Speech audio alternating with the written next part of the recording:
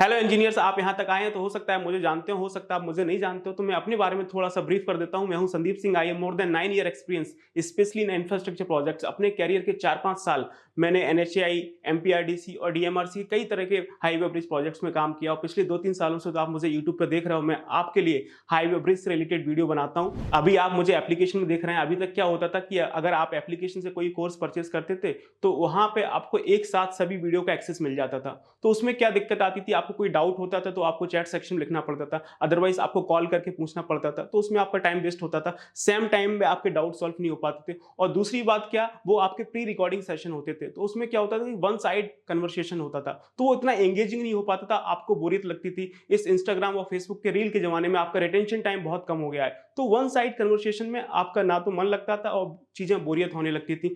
दूसरी बात, यदि आप यूट्यूब देख के आए हैं तो आपको पता है कि हम डेली आपके लिए यूट्यूब का वीडियो बनाते हैं, लेकिन यूट्यूब का जो वीडियो होता है वो 10 से 15 मिनट का होता है। उसमें आप कोई स्किल डेवलप नहीं कर सकते, उसमें आप किसी चीज के बारे में सीख नहीं सकते। हाँ, कोई टॉपिक में आपको डाउट है वो तो क्लियर कर सकते हो, लेकिन आप सोचो कि मैं कोई एक पर्टिकुलर स्किल डेवलप कर लूं, क्वांटिटी सर्विंग के बारे में सीख लूं, बिलिंग के बारे में सीख लूं, वो पॉसिबल नहीं है। क्यों पॉसिबल नहीं है? क्योंकि यूट्यूब पे जो कंटेंट होता है वो एक सिस्टमेटिक वे में नहीं होता है, एक सीक्वेंस वे में नहीं होता है, उसमें कोई प्रॉपर स्ट्रक्चर नहीं होता है, कोई केस स्टडी नहीं होती है, इसलिए आप वहां पे कोई स्किल डेवलप नहीं कर सकते हैं। तो इन सब चीजों का ध्यान रखते हुए रिइंफोर्स आपके लिए लेके आया है ऑनलाइन लाइव सेशन, जिसमें आप मेरे साथ लाइव इंटरेक्शन कर रहे होंगे, सेम टाइम में आपके सारे डाउट सॉल्व हो रहे होंगे। और जो ये आपका लाइव सेशन है आपका 1 घंटे का है, करीबन आप 1.5 महीने तक डेली 1 घंटे तक मेरे साथ लाइव इंटरेक्शन करेंगे, आपके सेम टाइम में आपके सारे डाउट सॉल्व हो रहे होंगे। उसमें आप कोई भी क्वेश्चन पूछ सकते हैं अपने करियर के रिगार्डिंग, अपनी स्किल्स के रिगार्डिंग, और जो हम डिस्कस कर रहे हैं वो तो है ही सही। तो जैसा कि आपको पता ही है, हाईवे की क्वांटिटी सर्विंग और बिलिंग का डेमो सेशन है। तो इस डेमो सेशन में हम क्या क्या डिस्कस करने वाले हैं वो मैं आपको बता देता हूं।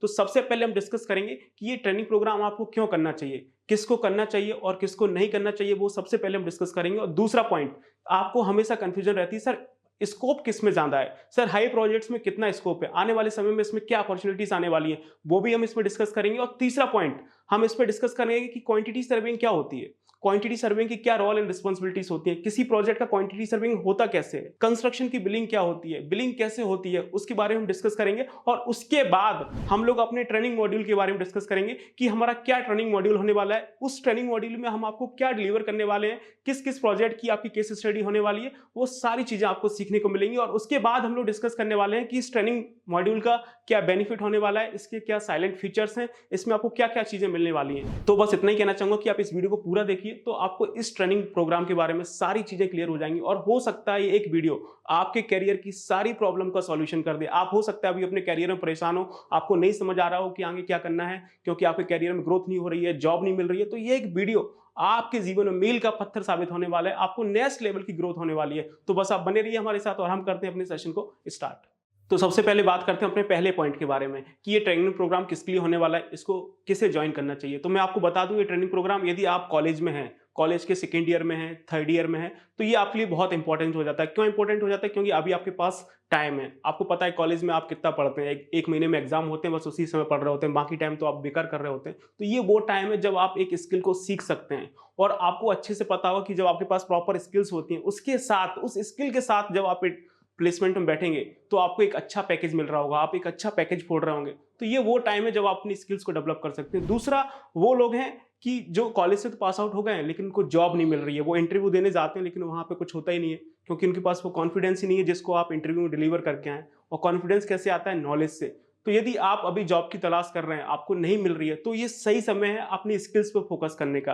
तो आप इसके बारे में सीखिए, और जब आपके पास प्रॉपर स्किल्स होंगे, आपके पास हाईवे की क्वांटिटी सर्विंग का नॉलेज होगा, हाईवे की बिलिंग का नॉलेज होगा, आपके पास प्रॉपर हाईवे की एग्जीक्यूशन का नॉलेज होगा, तो आप इस कॉन्फिडेंस को लेकर आप इंटरव्यू में जाएंगे तो आप पक्का इंटरव्यू फोड़ के आएंगे, और वहां पे आपको एक अच्छा ग्रोथ मिल रहा होगा। और इसके साथ साथ बहुत सारे इंजीनियर्स जिसको किसी तरह से जॉब मिल गया है, साइट पे काम कर रहे हैं, काम तो कर रहे हैं लेकिन उनको समझ नहीं आ रहा कि किस तरह से चीजें हो रही हैं, वहां पे बिल्कुल एकदम चीजें ब्लैंक हो जाती हैं, आपको नहीं समझ आता कि क्या काम चल रहा है। तो ये उनके लिए बेनिफिट होने वाला है। इस ट्रेनिंग मॉड्यूल में हमने प्रॉपर केस स्टडी दिया है, आपके हाईवे प्रोजेक्ट्स का केस स्टडी दिया है, एक्सक्लूसिव प्रोजेक्ट का केस स्टडी दिया है, चाहे वो आपका फ्लेक्सिबल पेमेंट हो, चाहे आपका रिजिड पेमेंट हो।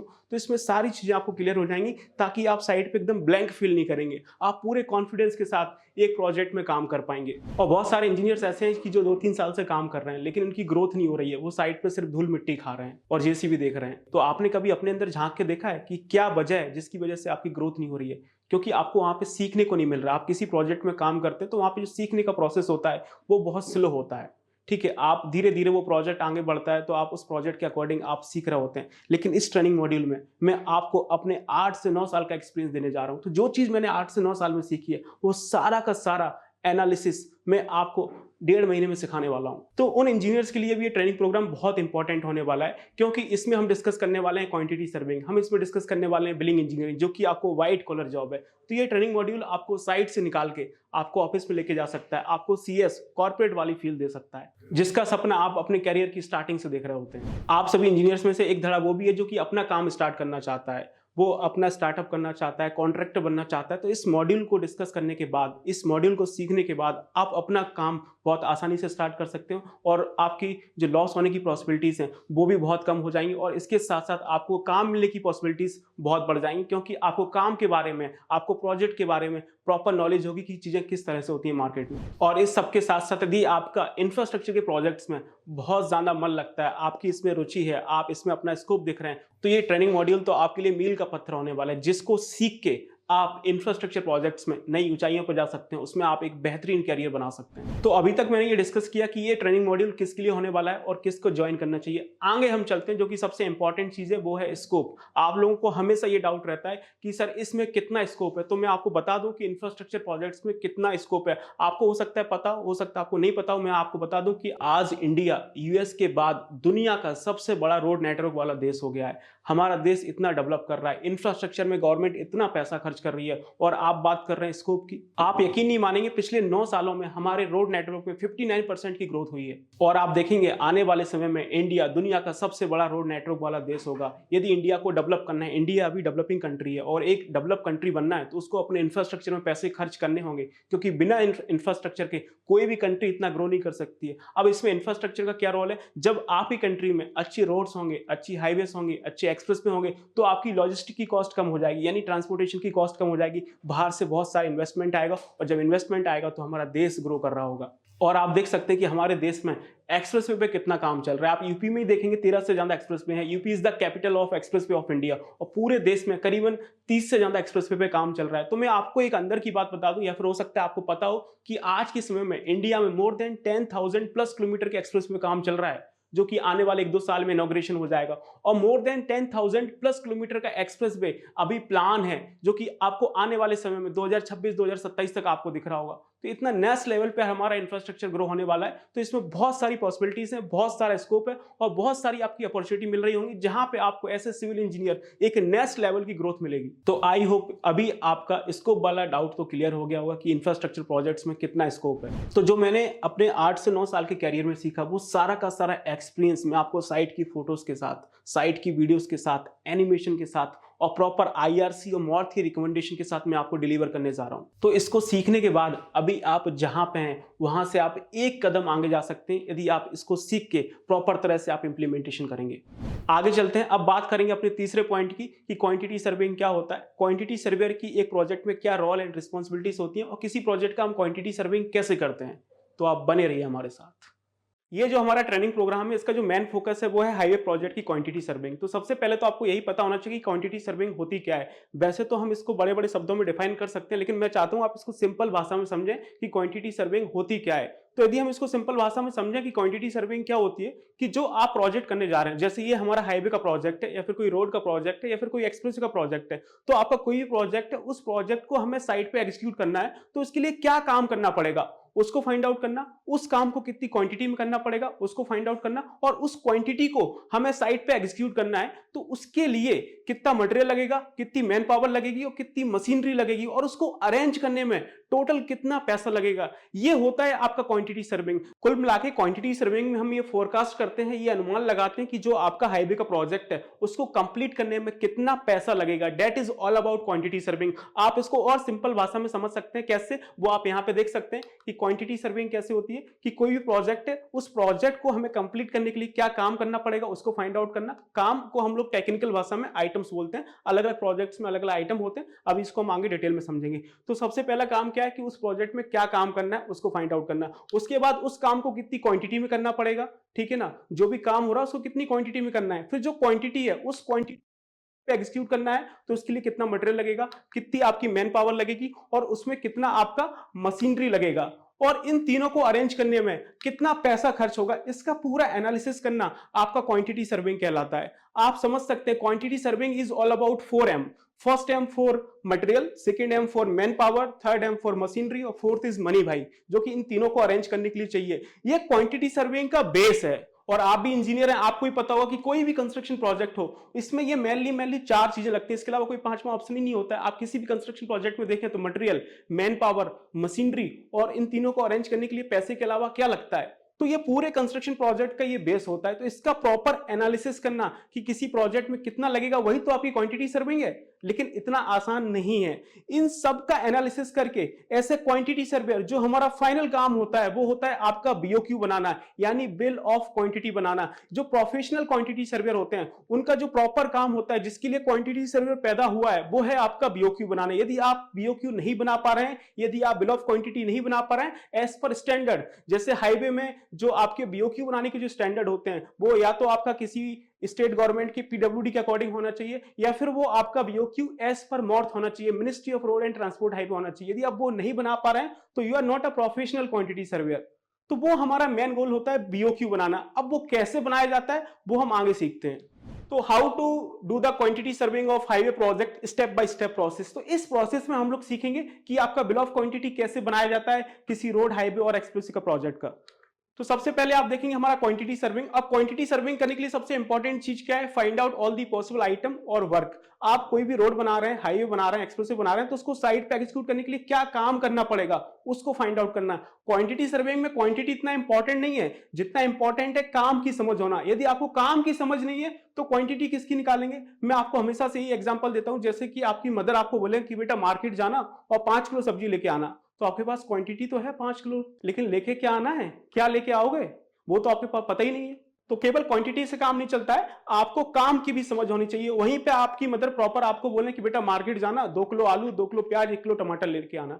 अब हमारे पास काम भी है और क्वांटिटी भी है, आपके पास आइटम भी है आलू प्याज टमाटर और आपके पास क्वांटिटी भी है, तो आप इजीली मार्केट से जाके परचेस कर सकते हैं। तो सेम उसी तरह से आप रोड बना रहे हैं, आप हाईवे बना रहे हैं, आप एक्सप्रेसवे बना रहे हैं, तो उसमें काम की समझ होनी चाहिए कि एक प्रोजेक्ट की स्टार्टिंग से लेके एंड तक आपका क्या काम होता है। अब एक हाईवे के प्रोजेक्ट में क्या काम होता है मैं थोड़ा सा यहाँ पे आपको ब्रीफ करना चाहूंगा कि सबसे पहले काम होता है आपका ट्री कटिंग का। जो हमारा राइट ऑफ वे होता है प्रोजेक्ट की स्टार्टिंग से लेके एंड तक, रोड बनाने के लिए जितना जमीन लगता है उसको हम बोलते हैं राइट ऑफ वे, जो कि आपका लैंड एक्विजिशन का पार्ट होता है। तो अब इसमें जितना भी आपका ट्री आ रहा है, पेड़ पौधे आ रहे हैं, घास फूस आ रही है, वो सब हमें हटानी पड़ेगी, तभी तो आपकी रोड बनेगी। तो सबसे पहला जो काम होता है वो होता है ट्री कटिंग का। तो इसका जो आइटम है वो आपका नंबर्स में बनता है। अब ये देखेंगे ट्री काटने का मतलब ये नहीं कि आपने ऊपर से काट दिया और हो गया काम। ट्री काटने का मतलब है कि आपको प्रॉपर ऊपर से काटना होगा और उसके बाद उसकी जो ब्रांचेस हैं, उसका जो तना है, उसके छोटे छोटे टुकड़े करके आपको 1-1 किलोमीटर पे डिपॉजिट करना होगा ताकि जो उठाने आए उसको कोई दिक्कत नहीं हो। और उसके बाद जो उसका स्टंप है, जो उसकी रूट है, वो भी हमें प्रॉपर बाहर निकालनी पड़ेगी। देखेंगे इस तरह से हमने इसको काटा है और इसकी स्टंप्स को इस तरह से बाहर निकालना है। और यहाँ पे जो डिप्रेशन बनेगा उस डिप्रेशन में आपको या तो सैंड फिल करनी है या फिर किसी तरह का इनऑर्गेनिक मटेरियल फिल करना है ताकि इसकी फर्दर ग्रोथ ना हो। तो ये पहला काम होता है हमारे किसी भी रोड, हाईवे और एक्सप्रेसवे के प्रोजेक्ट्स में ट्री कटिंग का। उसके बाद आगे चलते हैं। तो आगे आपका जो दूसरा काम है वो किसका होता है, clearing grass and removal of rubbish. जो आपके छोटे छोटे आपके पौधे होते हैं, ठीक है, जिसमें आपकी घास फूस होती है, वो सारी चीजें हमें साफ करनी होती हैं। तो इसका आइटम आपका हेक्टर में बनता है। फिर आपका तीसरा आइटम आता है सीएनजी का, क्लियरिंग एंड ग्रविंग का, जिसमें हम लोग जो ऊपर की ऑर्गेनिक सॉइल है या फिर जो आपकी घास फूस थी उसकी जो रूट्स हैं उसको बाहर निकालने का काम करते हैं। तो इसका आइटम बनता है आपका हेक्टेयर में। इसके अलावा आप चौथा आइटम देखेंगे वो आपका किसका बनता है, एम्बैकमेंट की कटिंग और फिलिंग का, जिसमें हम लोग सॉइल डाल रहे होते हैं। बिना एम्बैकमेंट के हम कोई हाईवे एक्सप्रेसवे नहीं बना सकते हैं। जो भी आपके हाईवे बनते हैं, एक्सप्रेसवे बनते हैं, उसमें जो एलिवेशन आता है, जो हाइट आता है, वो आपको एम्बैकमेंट देने का काम करता है। बिना एम्बैकमेंट का आपको कोई भी हाईवे एक्सप्रेसवे नहीं मिलेगा। आप देखेंगे आज की डेट में कितनी ऊंची ऊंची हाइट पे आपको एक्सप्रेसवे मिल जाएगा, 4-4, 5-5, 6-6 मीटर की हाइट पे आपका एक्सप्रेसवे। तो वो इसी के कारण है। आप यहाँ पे देखेंगे कितनी हाइट है आपकी एम्बैकमेंट की, देखेंगे। तो एम्बैकमेंट आपको एलिवेशन देता है। तो सबसे पहले आपका एम्बैकमेंट आता है जिसमें हम लोग सॉइल की कटिंग या फिर फिलिंग करते हैं। मोस्टली आपकी फिलिंग ही हो रही होती है, क्योंकि जितने भी आपके रोड हाईवे एक्सप्रेस पे हैं वो हमेशा हम ग्राउंड लेवल से थोड़ा सा ऊपर बनाते हैं ताकि वो कभी भी फ्लडेड ना हो और कभी भी आपका ट्रैफिक डिस्टर्ब ना हो। हाँ, अगर हम हिली एरिया में जाते हैं तो फिर हमें वहां पे कटिंग करनी पड़ सकती है। तो इसका आइटम बनता है आपका एम्बैकमेंट का कटिंग या फिर फिलिंग का, जो कि मीटर क्यूब बनता है। उसके बाद फिर हमारी लेयर स्टार्ट हो जाती है। यदि आपका फ्लेक्सिबल पेमेंट है तो उसकी लेयर हो जाएंगी, यदि आपका रिजिड पेमेंट है तो उसकी लेयर आ जाएंगी। आपका सबग्रेड का आइटम बनता है मीटर क्यूब में। उसके बाद आपका जीएसबी आता है, ग्रेनुलर सब बेस, उसका आइटम बनता है मीटर क्यूब में। उसके बाद आप देखेंगे आपका डब्ल्यूएमएम आता है, वेट मिक्स मैकेडम, उसका आइटम बनता है आपका मीटर क्यूब में। उसके बाद हम लोग प्राइम कोट स्प्रे करते हैं और इसकी आइटम बनती है आपकी मीटर स्क्वायर में। फिर आपका टेक कोट स्प्रे होता है जो कि बाइंडिंग का काम करता है आपकी डब्ल्यूएमएम और आपकी डीबीएम को। उसके बाद हमारा डीबीएम का आइटम बनता है मीटर क्यूब में और उसके बाद आपका बीसी का आइटम बनता है मीटर क्यूब में। तो इस तरह की लेयर्स होती हैं। ये आपका फ्लेक्सिबल पेमेंट है तो ये इसकी लेयर है, इसी तरह से आपका रिजिड पेमेंट आएगा तो उसकी लेयर्स आएंगी, तो उसमें कुछ और अलग आइटम बन रहे होंगे। और उसके बाद आप देखेंगे तो हमारा रोड वर्क हो गया। अब इसके बाद क्या होता है, आपका रोड फर्नीचर का काम होता है। अब रोड फर्नीचर क्या है, वो बैठने वाला फर्नीचर नहीं है जिसके ऊपर आप बैठ के वीडियो देख रहे हो। ये वो फर्नीचर है जो ट्रेवलिंग के दरमियान आपकी और हमारी सुरक्षा करते हैं और रोड यूजर्स को गाइड कर रहे होते हैं, जिसमें आपका रोड मार्किंग आ जाता है या फिर आप देखेंगे आपका क्रैश बैरियर है, आपके कर्व स्टोन है, इसके अलावा जितने भी ट्रैफिक के साइंस होते हैं वो सारी चीजें इसमें आ रही होती हैं। तो ये पूरा रोड फर्नीचर का पार्ट है। इसमें भी बहुत अलग अलग तरह के आइटम्स बनते हैं। तो ये सारे आइटम्स हैं जो आपको पता होना चाहिए ऐसे हाईवे क्वांटिटी सर्वे। यदि आपको ये सब नहीं पता है तो फिर आप क्वांटिटी किस बात की निकालोगे। क्वांटिटी इतनी इंपॉर्टेंट नहीं है जितना इंपॉर्टेंट है आइटम की समझ होना और उसकी मेजरमेंट की समझ होना। ठीक है, तो यहां से हम सारे आइटम्स निकाल लेते हैं कि जो प्रोजेक्ट हम करने जा रहे हैं तो उस प्रोजेक्ट को एग्जीक्यूट करने में क्या क्या आइटम लगेंगे। अब वो आइटम हमें सपना थोड़ी ना हो रहा है कि उसमें क्या क्या आइटम लगेंगे, तो उसके लिए हमारे पास होती है ड्राइंग्स। तो ड्राइंग्स किस तरह से होती है वो आप देखेंगे। इसके बाद हमारा क्या आता है, ड्राइंग्स। हमने क्वांटिटी सर्विंग में सभी आइटम्स को फाइंड आउट कर लिया, जो पॉसिबल आइटम्स हो सकते थे वो मैंने आपको यहाँ पे विजुलाइज करा दिए। और उसके बाद आती है हमारे पास ड्राइंग्स। तो कोई भी प्रोजेक्ट आता है सबसे पहले उसकी ड्राइंग्स बनती हैं। और हाईवे की ड्राइंग्स में आप देखेंगे तो 3-4 चीजें आपको मिलती हैं। एक तो आपको टीसीएस मिलता है, टिपिकल क्रॉस सेक्शन, जिसमें आपको चीजें मिलती है कि कौन कौन सी लेयर आ रही है। देखेंगे ये हमारा ड्राइंग है जो कि आपको रोड हाईवे एक्सप्रेस में मिलता है। ये हमारा टीसीएस है, टिपिकल क्रॉस सेक्शन, जिसमें आपको ये पता चलता है कि आपकी कौन कौन सी लेयर्स आ रही हैं। तो जैसे ये हमारा एक टीसीएस है ओपन एरिया में। टीसीएस देखेंगे तो दो ही तरह के होते हैं। एक टीसीएस आपका ओपन एरिया में होता है जो कि इस तरह से ट्रेपेजियम दिखता है, और एक टीसीएस होता है बिल्टअप एरिया में जो कि रेक्टेंगल होता है, क्योंकि दोनों साइड ड्रेन आ रही होती हैं। तो ये हमारा टीसीएस ओपन एरिया का है। तो आप इसमें देख सकते हैं कि कौन कौन सी लेयर आ रही है। सबग्रेड है, जीएसपी है, डब्ल्यूएम की 2 लेयर है, डीबीएम है, ओबीसी है। बाकी प्राइम कोड टेक कोड दिया नहीं रहता है, वो आपकी सेल्फ अंडरस्टैंडिंग होनी चाहिए कि हमें देना है। उसके बाद साइड में आपके शोल्डर आ रहे हैं। तो ये हमें ड्राइंग देख के पता चलेगा ना कि इसमें क्या क्या आइटम है। तो इस तरह से आपका टीसीएस होता है ओपन एरिया में, इस तरह से टीसीएस होता है आपका बिल्टअप एरिया में। तो ये रिजिड पेमेंट का टीसीएस है। तो इसमें देखेंगे आपका सबग्रेड का लेयर है, जीएसपी का है, डीएलसी का है, पीक्यूसी का है, और इसमें एक सेपरेशन मेम्ब्रेन्स भी आता है, और इसके ऊपर से फिर आपके जॉइंट्स भी आते हैं। तो जॉइंट का प्रॉपर एनालिसिस होता है, डबल बार, टाई बार आते हैं। तो इन सब की आपको समझ होनी चाहिए। आगे चलते हैं, नेक्स्ट आप देखेंगे तो इस तरह से आपको एक्सप्रेस वे की ड्राइंग्स मिल जाएंगी। जो आपके एक्सप्रेस वे होते हैं तो उसमें किस तरह से टीसीएस होते हैं, तो वो आप देख सकते हैं। इस तरह से बड़ा सा टीसीएस होता है, दोनों साइड आपकी सर्विस रोड होती है। तो आप ये देखेंगे 120 मीटर का ये आपका right of way express way का। इसी तरह से आप देखेंगे तो आपके जो रोड फर्नीचर्स होते हैं उसकी ड्राइंग्स आती हैं, रोड मार्किंग की ड्राइंग्स आती हैं, या फिर जो आपके स्टोन्स वगैरह लग रहे हैं उनकी ड्राइंग्स आती हैं, जो आपके क्रैश बैरियर वगैरह हैं उसकी ड्राइंग आती है, जो आपके ट्रैफिक साइंस लगे हैं उसकी ड्राइंग्स आती हैं। तो इन सभी ड्राइंग्स को हमें एनालिसिस करना होता है, तब तो हमें पता चलता है कि उस प्रोजेक्ट में क्या क्या काम होने वाला है। हमें सपना थोड़ी ना हो रहा है कि इस प्रोजेक्ट में ये काम होगा। तो ऐसे क्वांटिटी सर्वे सबसे पहला काम आपका है कि जो ड्राइंग्स हैं, चाहे वो आपकी टीसीएस हो, चाहे वो आपकी रोड फर्नीचर की ड्राइंग्स हो, और इसके अलावा एक चीज और बहुत इंपॉर्टेंट होती है, वो होती है आपकी पीएनपी, प्लान एंड प्रोफाइल की ड्राइंग। तो इसको भी एनालिसिस करना होता है। इसको एनालिसिस नहीं करेंगे तो आपको पता ही नहीं चलेगा कि किसी प्रोजेक्ट में कितना कटिंग और कितना फिलिंग करना है। जो पूरा अर्थवर्क का काम होता है कि किसी हाईवे के प्रोजेक्ट्स में कितना मिट्टी लगेगी, कितना हम फिलिंग करेंगे, कितना कटिंग करेंगे, वो सब इसी से होता है। तो ऊपर जो आप देख रहे हैं, ऊपर वाला जो सेगमेंट है वो है हमारा प्लान, और जो नीचे वाला सेगमेंट है वो हमारा क्या है, प्रोफाइल। ठीक है, प्लान मतलब आपका टॉप व्यू कि रोड आपको ऊपर से कैसे दिख रहा है, प्रोफाइल मतलब आपका सेक्शन की चीजें लेवल्स में कैसे दिखाई दे रही है। तो प्रोफाइल में ही आपको सारे लेवल दिए रहते हैं कि आपका एग्जिस्टिंग ग्राउंड लेवल क्या है, या फिर आपका जो फिनिशिंग लेवल है वो क्या है, जिसको आप फिनिश रोड लेवल बोलते हो। तो ये भी बहुत इंपॉर्टेंट है। तो ये 3 तरह की ड्राइंग्स हो गई मोटा मोटी। एक तो आपकी टिपिकल क्रॉस सेक्शन हो गए, दूसरा आपका रोड फर्नीचर की ड्राइंग हो गई, और तीसरा ये आपकी प्लान एंड प्रोफाइल की ड्राइंग हो गई। तो इन तीनों को हमें एनालिसिस करना होता है, तब जाके पता चलता है कि किसी प्रोजेक्ट में क्या क्या आइटम बनने वाले हैं, तब हम जाके उसकी क्वांटिटी निकाल सकते हैं। तो ये देखेंगे इस तरह से ड्राइंग हो गया। ड्राइंग के बाद हमने क्या किया, मेजरमेंट शीट बनाई। जो इसकी क्वांटिटी निकलेगी वो किस में निकलेगी, उसके लिए हम लोग प्रॉपर एक्सेल में एक मेजरमेंट शीट बनाते हैं, जो कि आपको कुछ इस तरह से दिखेगी। ये है हमारा मेजरमेंट शीट, जिसमें आपका जो भी रोड हाईवे एक्सप्रेस का प्रोजेक्ट है तो उसको एग्जीक्यूट करने के लिए क्या क्या काम करना पड़ेगा और कितनी क्वांटिटी में करना पड़ेगा, वो हम किस में निकालते हैं, मेजरमेंट शीट में। तो यहाँ पे देखेंगे ये सारे आइटम्स आ गए जो कि हमें एक प्रोजेक्ट को एग्जीक्यूट करने के लिए चाहिए, और उस आइटम का एज पर ड्राइंग क्या लेंथ होगा, क्या ब्रेथ होगा, क्या डेप्थ होगा, और उस आइटम को कितनी क्वांटिटी में करना है वो हमने निकाला हुआ है। तो ये ड्राइंग को एनालिसिस करके आपको एक मेजरमेंट शीट तैयार करनी होती है, जिसमें हमको ये पता चलता है कि क्या काम करना है और कितनी क्वांटिटी में करना है। जैसे यहाँ पे देखेंगे एम्बैंकमेंट का काम है, सबग्रेड का काम है, जीएसपी का काम है, तो ये काम है और ये इसकी क्वांटिटी है। कितनी क्वांटिटी है, बोले हमारा एम्बैंकमेंट होना है, कितना होना है आपका 1,55,917 मीटर क्यूब आपका एम्बैंकमेंट का काम होना है, जिसमें आपकी सॉइल फिलिंग होगी। तो इस तरह से आपको समझ आता है, ये हमारी मेजरमेंट शीट बनती है। और उसके बाद आप देखेंगे कि ये हमारा ड्राइंग पढ़ के हमने मेजरमेंट शीट बना ली, तो उससे हमें क्या पता चल जाता है, क्वांटिटी के बारे में पता चल जाता है। अब आगे चलते हैं, तो ये पूरा हमने क्वांटिटी सर्विंग का काम किया, तो इससे अभी तक हमें क्या पता चला कि क्या काम करना है और कितनी क्वांटिटी में काम करना है, और इस पूरे काम को हमने अपनी मेजरमेंट शीट में मेंशन कर लिया। अब बात किसकी आती है, रेट एनालिसिस की, कि हमें रेट निकालना है कि जो काम किया है उस काम को करने में कितना पैसा लगेगा। तो इसके लिए हम लोग क्या करते हैं, रेट एनालिसिस। आप यहां पे देख सकते हैं कि काम निकालने के बाद हम क्या कर रहे हैं, रेट एनालिसिस कर रहे हैं। रेट एनालिसिस किसका करना है, कि जो भी आपका काम होने वाला है उस काम का आपको रेट एनालिसिस करना है। यहां पे देखेंगे कि जितने भी हमारे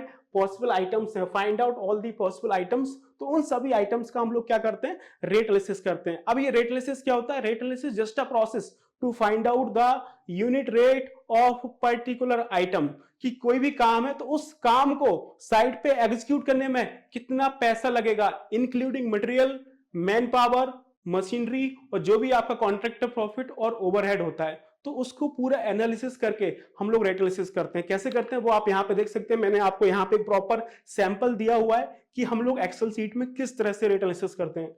तो सैंपल के नाम पे जो आप रेट एनालिसिस देख रहे हैं वो किसका रेट एनालिसिस है, आपके प्राइम कोड का है, जो कि डीबीएम डालने के 24 घंटे पहले हमें डब्ल्यूएम की सरफेस के ऊपर स्प्रे करना होता है, और इसकी जो आइटम होती है वो मीटर स्क्वायर में होती है। तो हमने देखिए इसका प्रॉपर यहाँ पर रेट एनालिसिस कर रखा है कि प्राइम कोड होगा तो उसमें कितने लेबर लगेंगे, उसमें कौन सी मशीनरी लगेगी, उसमें कितना मटेरियल लगेगा, उसमें कितना ओवरहेड चार्जेस है, उसमें कितना कॉन्ट्रैक्टर प्रॉफिट है, और एट द एंड हम लोग यहाँ पे क्या निकाल रहे हैं, रेट पर स्क्वायर मीटर, कि 1 मीटर स्क्वायर अगर आपको प्राइम कोट स्प्रे करने हैं तो उसमें कितना कॉस्ट आएगी। तो इसी प्रोसेस से सेम इसी तरह से जितने भी हमारे पॉसिबल आइटम्स हो सकते हैं सभी आइटम का हम लोग रेट एनालिसिस करते हैं। और जो रेट एनालिसिस होता है उस रेट एनालिसिस में हम लोग रेफरेंस लेते हैं। किसका रेफरेंस लेते हैं, यदि आपका कोई स्टेट गवर्नमेंट का प्रोजेक्ट है, जैसे आपका स्टेट हाईवे हो गया या फिर आपकी डिस्ट्रिक्ट रोड हो गई, मेजर डिस्ट्रिक्ट रोड हो गई, तो उसमें हम लोग स्टेट गवर्नमेंट का जो आपका पीडब्ल्यू डिपार्टमेंट है वो आपका एसओआर रिलीज करता है हर साल, जिसको आप शेड्यूल ऑफ रेट बोलते हैं। जैसे हरियाणा का शेड्यूल ऑफ रेट है, महाराष्ट्र का शेड्यूल ऑफ रेट है, वो हम लोग यूज कर सकते हैं। यदि आपके नेशनल हाईवे के प्रोजेक्ट्स हैं, नेशनल एक्सप्रेस प्रोजेक्ट्स हैं जिसमें मॉर्थ और एनएचआई इन्वॉल्व होता है,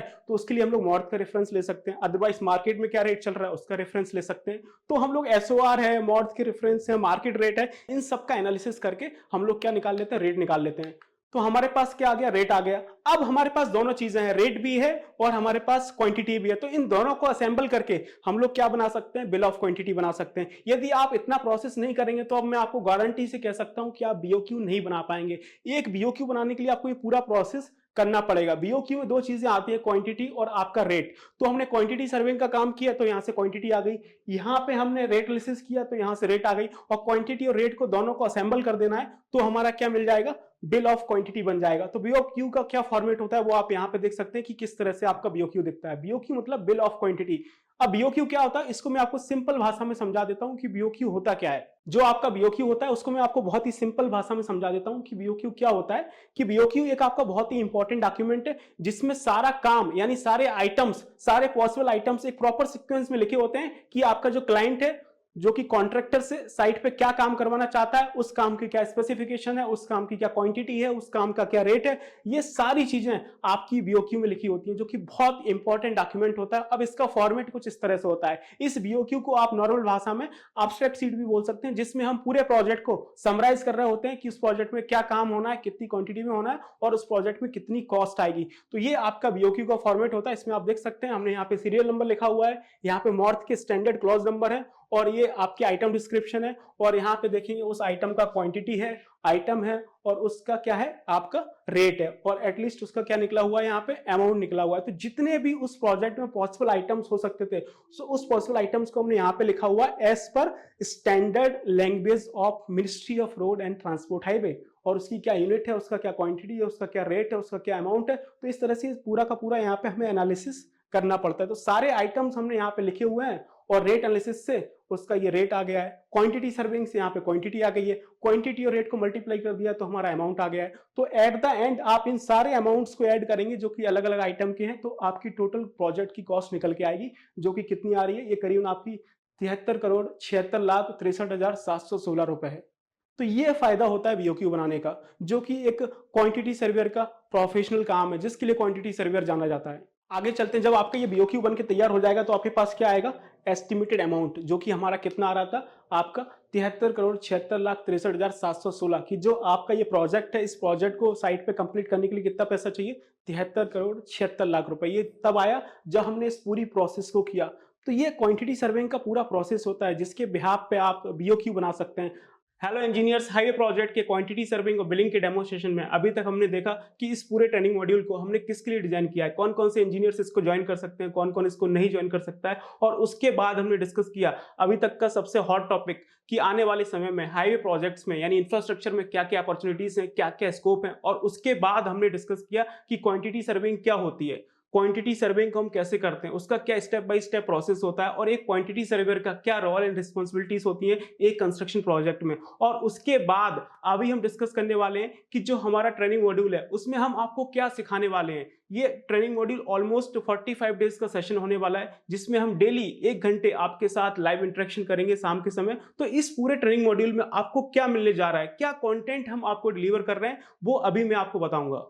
आप लोग बहुत अच्छे से जानते हैं कि जितना भी हमारा रोड बन रहा है, हाईवे बन रहा है, एक्सप्रेसवे बन रहा है, वो या तो बिटवीन का होता है जिसको आप फ्लेक्सिबल पेमेंट बोलते हैं, या फिर आपका कंक्रीट का होता है जिसको आप रिजिड पेमेंट बोलते हैं। तो इस पूरे ट्रेनिंग मॉड्यूल में मैं आपको दोनों प्रोजेक्ट का केस स्टडी देने वाला हूं। आप देखेंगे इस पूरे 45 डेज के ट्रेनिंग सेशन में मैं आपको एक फ्लेक्सिबल पेमेंट यानी बिटवीन रोड का केस स्टडी दूंगा, और एक आपका रिजिड पेमेंट यानी कॉन्क्रीट रोड का एक केस स्टडी मिलेगा। और ये जो केस स्टडी होगा वो आपकी लाइव प्रोजेक्ट ड्राइंग के थ्रू दिया जाएगा। ऐसा नहीं है कि इसमें हम आपकी कोई गली मोहल्ले और गांव की रोड डिस्कस करेंगे। इसमें जिस प्रोजेक्ट का केस स्टडी मिलेगा वो प्रोजेक्ट्स होंगे आपके नेशनल हाईवे के प्रोजेक्ट्स होंगे, आपके स्टेट हाईवे के प्रोजेक्ट्स होंगे, और आपके एक्सप्रेसवे के प्रोजेक्ट्स होंगे। उसके थ्रू हम लोग आपको फ्लेक्सिबल पेमेंट और रिजिड पेमेंट दोनों तरह के प्रोजेक्ट का इस 45 डेज के ट्रेनिंग सेशन में आपको केस स्टडी मिलने वाला है। अभी जो ट्रेनिंग मॉड्यूल होगा, हमने इस पूरे के पूरे ट्रेनिंग मॉड्यूल को बहुत अच्छे से डिजाइन किया हुआ है। ये मैटर नहीं करता है कि आपको क्या आता है क्या नहीं आता है, हमको बिल्कुल नहीं पता है कि आपको कितना नॉलेज है, लेकिन हमने इस ट्रेनिंग मॉड्यूल को इस तरह से डिजाइन किया है कि बिल्कुल बेसिक से लेके एडवांस लेवल तक स्टेप बाय स्टेप सारी चीजें आपको समझ में आ रही होंगी। तो आप देख सकते हैं कि आप फर्स्ट डे से लेके 45 डेज तक इस ट्रेनिंग मॉड्यूल में आप क्या सीखने वाले हैं। मैं डे वाइज आपको बताने वाला हूं कि आप फर्स्ट डे में क्या सीखेंगे, सेकंड डे में क्या सीखेंगे, थर्ड डे में क्या सीखेंगे। तो इस पूरे ट्रेनिंग मॉड्यूल को मैं आपको विजुलाइज करने वाला हूं कि आप इस पूरे ट्रेनिंग प्रोग्राम में क्या सीखने वाले हैं, और 45 डेज के बाद आप क्या सीख के यहां से निकलेंगे, क्या चेंजेस आएंगे, आपकी स्किल कितनी नेक्स्ट लेवल पर जा रही होगी। तो इस 45 डेज के ट्रेनिंग प्रोग्राम में मैं आपको जो सिखाने वाला हूं, यदि आप उसको सही से सीख लेते हैं, उसके बाद फिर आप किसी इंटरव्यू में जाते हैं, तो मैं आपको दावे के साथ कह सकता हूं आप किसी इंटरव्यू में से वापस नहीं आएंगे यदि मैंने जो आपको डिलीवर किया है वो आप यदि प्रॉपर तरह से अपने इंटरव्यू में जाके डिलीवर कर देते हैं। इस लेवल की मैं आपको इस ट्रेनिंग प्रोग्राम में आपको नॉलेज देने वाला हूं। आपका कॉन्फिडेंस नेक्स्ट लेवल पे जा रहा होगा, आप इंटरव्यू में जाके मचा रहे होंगे, फोड़ रहे होंगे इंटरव्यू पे इंटरव्यू, चाहे वो इंटरव्यू आपका साइट इंजीनियर का हो, चाहे क्वांटिटी सर्वेयर का हो, चाहे वो आपका बिलिंग इंजीनियर का हो। हमने इस पूरे ट्रेनिंग मॉड्यूल को इस तरह से डिजाइन किया है कि इसको सीखने के बाद आप बहुत अच्छे से चीजें कर सकते हैं, बहुत अच्छे से आप हाईवे इंफ्रास्ट्रक्चर के प्रोजेक्ट्स में आगे बढ़ सकते हैं, कहीं पे आपको कोई दिक्कत नहीं आने वाली है। और इस ट्रेनिंग प्रोग्राम को हमने साइट की इमेजेस के साथ, साइट के वीडियोस के साथ और एनिमेशन के साथ इस तरह से डिजाइन किया है कि आप पूरे के पूरे ट्रेनिंग मॉड्यूल को बहुत अच्छे से विजुलाइज कर सकते हैं। ये मैटर नहीं करता है कि आपने साइट देखी है या फिर नहीं देखी है, आपने साइट पे काम किया है या फिर नहीं किया है, हम यहाँ पे आपको पूरा एक लाइव एक्सपोजर देने वाले हैं। कहीं से भी आपको ये फील नहीं होगा कि आपका ये ऑन साइट ट्रेनिंग नहीं है। हमने इस कदर इस पूरे ट्रेनिंग मॉड्यूल को डिजाइन किया है जिसमें हमने साइट के फोटोज, आपका एनिमेशन और आपकी साइट की वीडियोस को हमने इंक्लूड किया है, ताकि आपको एक प्रैक्टिकल एक्सपोजर मिले, सारी की सारी चीजें आप अपने दिमाग में विजुलाइज कर सकें और बहुत अच्छे से इंफ्रास्ट्रक्चर के प्रोजेक्ट्स को आप सीख सकें। तो बस बने रहिए हमारे साथ और हम करते हैं अपने इस ट्रेनिंग मॉड्यूल के 45 डेज की जर्नी को स्टार्ट। तो आप इसमें देखेंगे सबसे फर्स्ट डे में हम लोग क्या डिस्कस करने वाले हैं। सबसे फर्स्ट डे में हम लोग डिस्कस करने वाले हैं introduction to road, highway and expressway. अब बोलोगे सर इसमें क्या है, ये तो बहुत इंपॉर्टेंट है। क्या आपको पता है कि रोड, हाईवे, एक्सप्रेसवे में क्या डिफरेंस होता है? एज ए सिविल इंजीनियर हम इसको टेक्निकली डिफरेंस करेंगे कि रोड, हाईवे और एक्सप्रेसवे में क्या डिफरेंस होता है। उसके बाद जो आपका सेकंड पॉइंट है वो हम डिस्कस करेंगे classification of road as per मॉर्थ, कि ministry of road and transport highway के अकॉर्डिंग हम रोड को कितनी कैटेगरी में क्लासीफाई कर सकते हैं, कितने तरह की आपकी रोड होती है, कितने तरह के आपके नेशनल हाईवे होते हैं, कितने तरह के आपके स्टेट हाईवेज होते हैं, कितने तरह की आपकी रोड होती है, उनको हम प्रॉपर तरह से डिस्कस करने वाले हैं। और इसके साथ साथ हम इसमें ये भी डिस्कस करेंगे कि इंडिया में जितना भी आपका रोड नेटवर्क बन रहा है, चाहे वो आपके नेशनल हाईवे हो, चाहे वो आपके एक्सप्रेसवे हो, चाहे वो आपके स्टेट हाईवे हो, चाहे वो आपकी डिस्ट्रिक्ट की रोड हो, चाहे वो आपकी विलेज की रोड हो, उसके लिए कौन रिस्पॉन्सिबल है। हमारे देश में रोड, हाईवे और एक्सप्रेसवे बनाने के लिए किसकी रिस्पॉन्सिबिलिटी है, कौन इसके लिए रिस्पॉन्सिबल है, कौन कौन सी गवर्नमेंट की अथॉरिटीज हैं जो इसमें काम करती हैं, जो इसके लिए रिस्पॉन्सिबल है, उसको हम डिटेल में डिस्कस करेंगे, जिसके थ्रू ही सारे के सारे रोड, हाईवे के प्रोजेक्ट्स आपके मार्केट में आते हैं। उसके बाद हमारा स्टार्ट होता है सेकेंड डे, जिसमें हम लोग डिस्कशन करने वाले हैं study of all components of road and highways. तो रोड, हाईवे के प्रोजेक्ट्स में क्या क्या कंपोनेंट होते हैं, कंपोनेंट बहुत जरूरी है, जिसको मिला के हमारा पूरा रोड और हाईवे का प्रोजेक्ट बनता है, जिसको हम डे 2 में डिस्कस करेंगे। जैसे हमारे बॉडी के बहुत इंपॉर्टेंट कंपोनेंट होते हैं, आपके हाथ हैं, आपके पैर हैं, आपकी कान है, आपके नाक हैं, और आपका ये धड़कता हुआ दिल है, जिससे आपके और हमारे तार जुड़े होते हैं। सेम उसी तरह से आपके एक रोड और हाईवे के प्रोजेक्ट्स में बहुत सारे कंपोनेंट होते हैं, जैसे आपका राइट ऑफ वे हो गया, आपका बिल्डिंग लाइन हो गया, आपका कंट्रोल लाइन हो गया, इसके साथ साथ आपका कैरेज वे हो गया, शोल्डर हो गया, मीडियन हो गया, आपकी ड्रेन हो गई, आपका कैम्बर हो गया। तो इस तरह से बहुत सारे कंपोनेंट्स होते हैं, जिसको मिला के पूरा का पूरा हमारा एक हाईवे प्रोजेक्ट बनता है। उसको हम लोग डिटेल में डिस्कस करेंगे, बिल्कुल साइट की वीडियोस के साथ, एनिमेशन के साथ, और इसमें हम लोग आईआरसी और मॉर्थ का रेफरेंस भी दे रहे होंगे कि अलग अलग कंपोनेंट्स के लिए आपके आईआरसी और मॉर्थ के क्या रिकमेंडेशन है। उसके बाद हमारा स्टार्ट होता है डे 3, जिसमें हम लोग डिस्कस करेंगे standard procedure for the construction of highway project with all the possible items and its measurement as per मॉर्थ।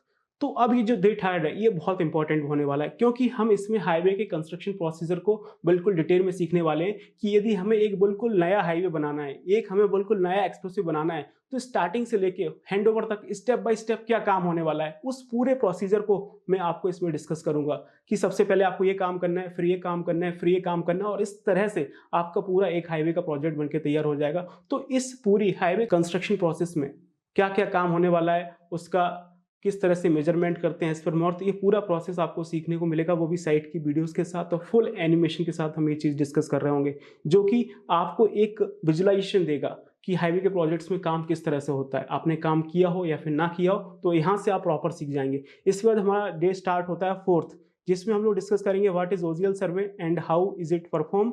अब ओजीएल सर्वे बहुत इंपॉर्टेंट है। हाईवे प्रोजेक्ट्स में कई तरह के सर्वे होते हैं, आपको पता है हाईवे प्रोजेक्ट्स में बहुत ज़्यादा सर्वे का काम होता है, और उसके बिना आप हाईवे प्रोजेक्ट की कल्पना भी नहीं कर सकते हैं। तो एक टोपोग्राफिकल सर्वे होता है, जिसमें हम लोग ओजीएल सर्वे करते हैं, ओरिजिनल ग्राउंड लेवल सर्वे।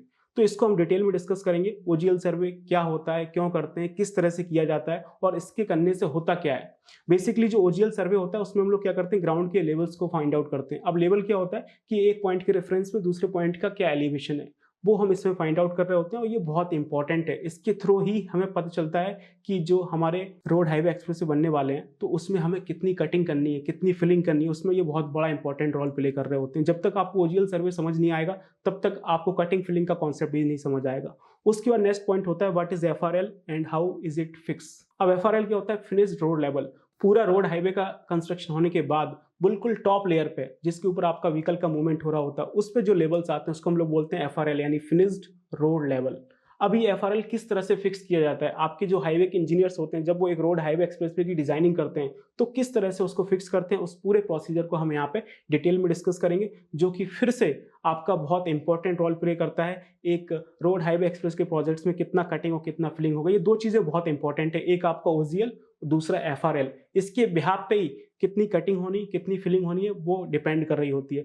नेक्स्ट हमारा आता है 5 डे में, जो हम डिस्कशन करेंगे, वो डिस्कशन करेंगे what is the embankment and standard procedure for the construction of embankment. कि जो आपका एम्बैकमेंट बनता है, सबसे पहले तो हो सकता है आपको यही नहीं पता हो कि एम्बैकमेंट क्या होता है, तो हम इसका डिस्कशन करेंगे कि एम्बैकमेंट होता क्या है, क्यों बनाया जाता है, इसके बनाने का क्या कंस्ट्रक्शन प्रोसीजर होता है, कितना एम्बैकमेंट होना चाहिए, तो उसको हम डिटेल में डिस्कस करेंगे। और उसके बाद आप देखिए कि जो आपका एम्बैकमेंट होता है, उसके क्या स्टैंडर्ड स्पेसिफिकेशंस होते हैं एज पर मॉर्थ, यानी जो मॉर्थ है हमारा, ministry of road and transport highway, तो वो एम्बैकमेंट के बारे में क्या बोलता है, कि एम्बैकमेंट के क्या टेक्निकल स्पेसिफिकेशंस होने चाहिए, तो वो हम डिटेल में यहाँ पे डिस्कस करेंगे, ठीक है ना।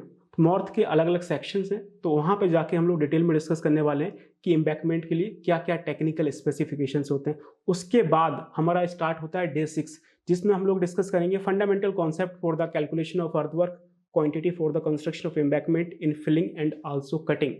तो जो भी रोड हाईवे के प्रोजेक्ट्स में सबसे पहला काम होता है वो होता है आपका कटिंग और फिलिंग का, जिसमें हम लोग सॉइल को कट कर रहे होते हैं, फिर सॉइल को फिल कर रहे होते हैं। मोस्टली केसेस में देखेंगे कि हमारी सॉइल की फिलिंग होती है, क्योंकि जितना भी रोड हाईवे एक्सप्रेसवे बनता है वो हमेशा एक सर्टेन हाइट में बनता है, और सर्टेन हाइट अचीव करने के लिए हमें फिलिंग करनी होती है। हम हिली एरिया की बात नहीं कर रहे हैं, हिली एरिया में आप देखेंगे तो वहाँ पे कटिंग भी होती है, मोस्टली तो वहाँ पे कटिंग ही होती है। तो इस पूरे कॉन्सेप्ट को समझेंगे कि किस तरह से कटिंग फिलिंग को कैलकुलेट किया जाता है। पहले तो मैं इसमें आपको एक पूरा डेरिवेशन ड्राइव करके दिखाऊंगा कि किस तरह से इसका फंडामेंटल कॉन्सेप्ट होता है। उसके बाद फिर मैं आपको एक्सेल सीट पे प्रॉपर सिखाऊंगा कि किस तरह से कटिंग और फिलिंग की कैलकुलेशन की जाती है। और उसके बाद हम लोग डिस्कस करेंगे आपका what is payment and it's type, कि पेमेंट क्या होता है, कितने तरह के पेमेंट होते हैं। आपको पता है कि फ्लेक्सिबल पेमेंट और आपका रिजिड पेमेंट, तो इन दोनों को हम लोग डिटेल में डिस्कस करेंगे कि इनमें क्या डिफरेंस होता है, जो कि मोस्टली इंटरव्यू में कभी कभी पूछ ले जाता है यदि ऐसे फ्रेशर आप इंटरव्यू देने जा रहे हैं। इसके बाद नेक्स्ट पॉइंट आता है आपका डे 7 में पहुंच जाते हैं। तो डे 7 में हम लोग क्या डिस्कस करेंगे, आपका लेयर ऑफ फ्लेक्सिबल पेमेंट और लेयर ऑफ रिजिड पेमेंट। जो हमारा फ्लेक्सिबल पेमेंट होता है जिसको आप बिटवीन रोड बोलते हैं, तो उसमें कौन कौन सी लेयर्स आती हैं, उन सभी लेयर्स के बारे में हम लोग डिस्कशन करेंगे। लेयर्स के नाम पे आपने सुना होगा कि आपका सब ग्रेड आता है, सब बेस आता है, तो सब बेस में कौन कौन सी लेयर आती है, आपका बेस कोर्स आता है तो उसमें कौन कौन सी लेयर आती है, उसके बाद आपका बाइंडर कोर्स आता है तो उसमें कौन कौन सी लेयर आती है, उसके बाद आपका सरफेस कोर्स जिसको आप बियरिंग कोर्स बोलते हैं वो आता है, तो उसमें कौन कौन सी लेयर आती है। तो बहुत सारी लेयर्स हैं जो कि आपकी फ्लेक्सिबल पेमेंट में आती है, उन सभी को हम लोग यहाँ पे डिस्कस कर रहे होंगे। सेम उसी तरह से आपका रिजिड पेमेंट आता है, तो रिजिड पेमेंट भी आपका लेयर में बनता है, तो इसमें कौन कौन सी लेयर्स आती हैं, ऐसी कौन सी लेयर्स हैं जो फ्लेक्सिबल पेमेंट में आती हैं, रिजिड पेमेंट में नहीं आती हैं, उन सभी को हम डे 7 में डिस्कस कर रहे होंगे। और उसके बाद सबसे मजेदार चीज स्टार्ट होती है, वो होता है आपका डे 8। और डे 8 में हम लोग डिस्कस करेंगे कि जो आपका फ्लेक्सिबल पेमेंट है, जो आपका बिटवीन का रोड है, जो आपका डामर का रोड है, वो बनता कैसे है, उसके बनने का क्या प्रोसीजर होता है। तो स्टेप बाय स्टेप मैं आपको पूरा प्रोसीजर समझा रहा हूँ कि जो बिटवीन का रोड है वो कैसे बनता है, और इसमें मैं आपको प्रॉपर साइट की वीडियोस के साथ, प्रॉपर एनिमेशन के साथ सिखाऊंगा कि किस तरह से चीजें होती हैं, जो कि आप यहाँ पे देख भी सकते हैं। तो आप यहाँ पे देख सकते हैं कि हम लोग किस तरह से साइट की वीडियोस के थ्रू सीखने वाले हैं कि आपका जो बिटवीन का रोड होता है वो किस तरह से बनता है। आप ये देखेंगे ये वीडियोस में पूरा प्रोसीजर है कि किस तरह से आपका एक बिटवीन का रोड फ्लेक्सिबल का पेमेंट बनता है, उसमें क्या क्या प्रोसीजर होता है, ट्री कटिंग होती है, उसके बाद आपका सीएनजी का काम होता है, उसके बाद आपकी सर्वेइंग का काम होता है, फिर आपकी मार्किंग्स वगैरह होती हैं, फिर आपका ओजीएल सर्वे होता है, किस तरह से होता है, ठीक है ना, कटिंग फिलिंग किस तरह से होती है, फिर आपकी लेयर्स वगैरह किस तरह से आती हैं, चाहे वो आपकी सब ग्रेड की लेयर हो या फिर आपकी जीएसबी की लेयर हो, वो सारी चीज़ें हमने यहाँ पे देखें किस तरह की साइट की वीडियोस के साथ हमने यहाँ पे प्रॉपर आपको यहाँ पे एक्सप्लेन कर रखा है कि किस तरह से चीज़ें आपकी यहाँ पे आ रही हैं।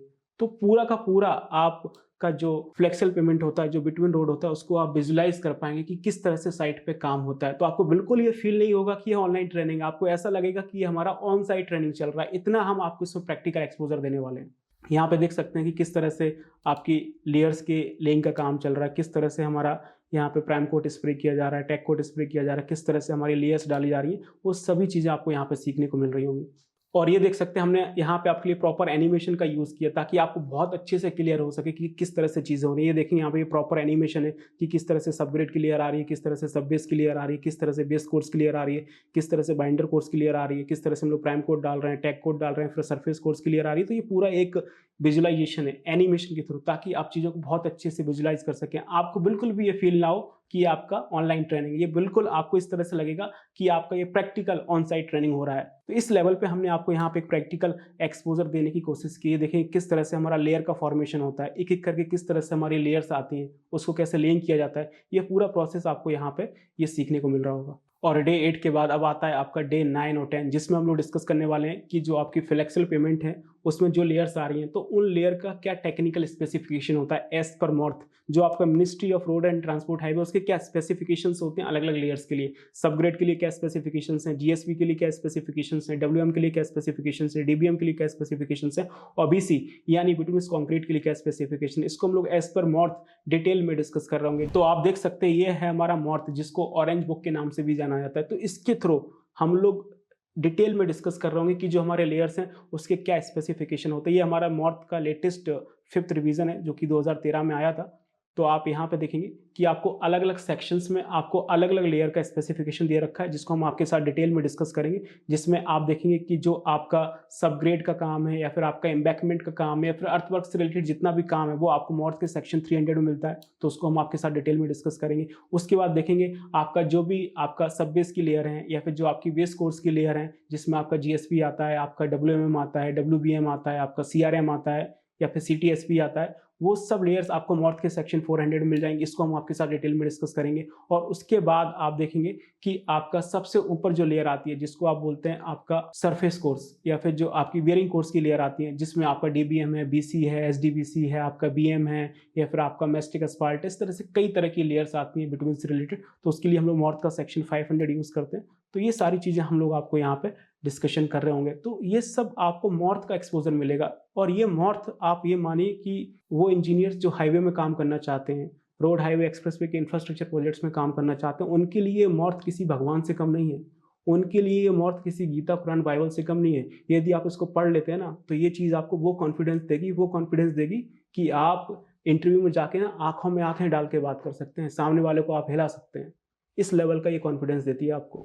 आगे चलते हैं और इसके बाद आएगा आपका डे 11, जिसमें हम लोग डिस्कस करेंगे आपके कोड के बारे में कि कितने तरह के कोड होते हैं। आपका टैग कोड है, प्राइम कोड है, आपका सील कोड है, ये क्या होता है, क्यों यूज़ करते हैं, कहाँ पे यूज़ करते हैं, इसमें कौन सा मटेरियल यूज़ होता है और मॉर्थ की क्या स्पेसिफिकेशंस होती हैं टैग कोड और प्राइम कोड की, ये भी आपके मॉर्थ के सेक्शन 500 में आपको मिल जाएंगे। तो ये पूरा का पूरा डिस्कशन होने वाला है। और इसके बाद आता है आपका डे 12। तो डे 12 में भैया आ जाती हैं आपकी ड्राइंग्स, जो कि बहुत इंपॉर्टेंट है। बिना ड्राइंग के तो आपका कुछ हो नहीं सकता है। तो आप डे 12 में देखेंगे, हम लोग डिस्कस करने वाले हैं कि आपके हाईवे के प्रोजेक्ट्स में कौन कौन सी ड्राइंग्स होती हैं और उनको किस तरह से पढ़ा जाता है, किस तरह से समझा जाता है। और ड्राइंग रीडिंग बहुत इंपॉर्टेंट है। यदि आपको ड्राइंग रीडिंग नहीं आती है तो आपका इस कंस्ट्रक्शन इंडस्ट्री में कुछ नहीं हो सकता है। Drawing reading is the first priority for each and every civil engineers.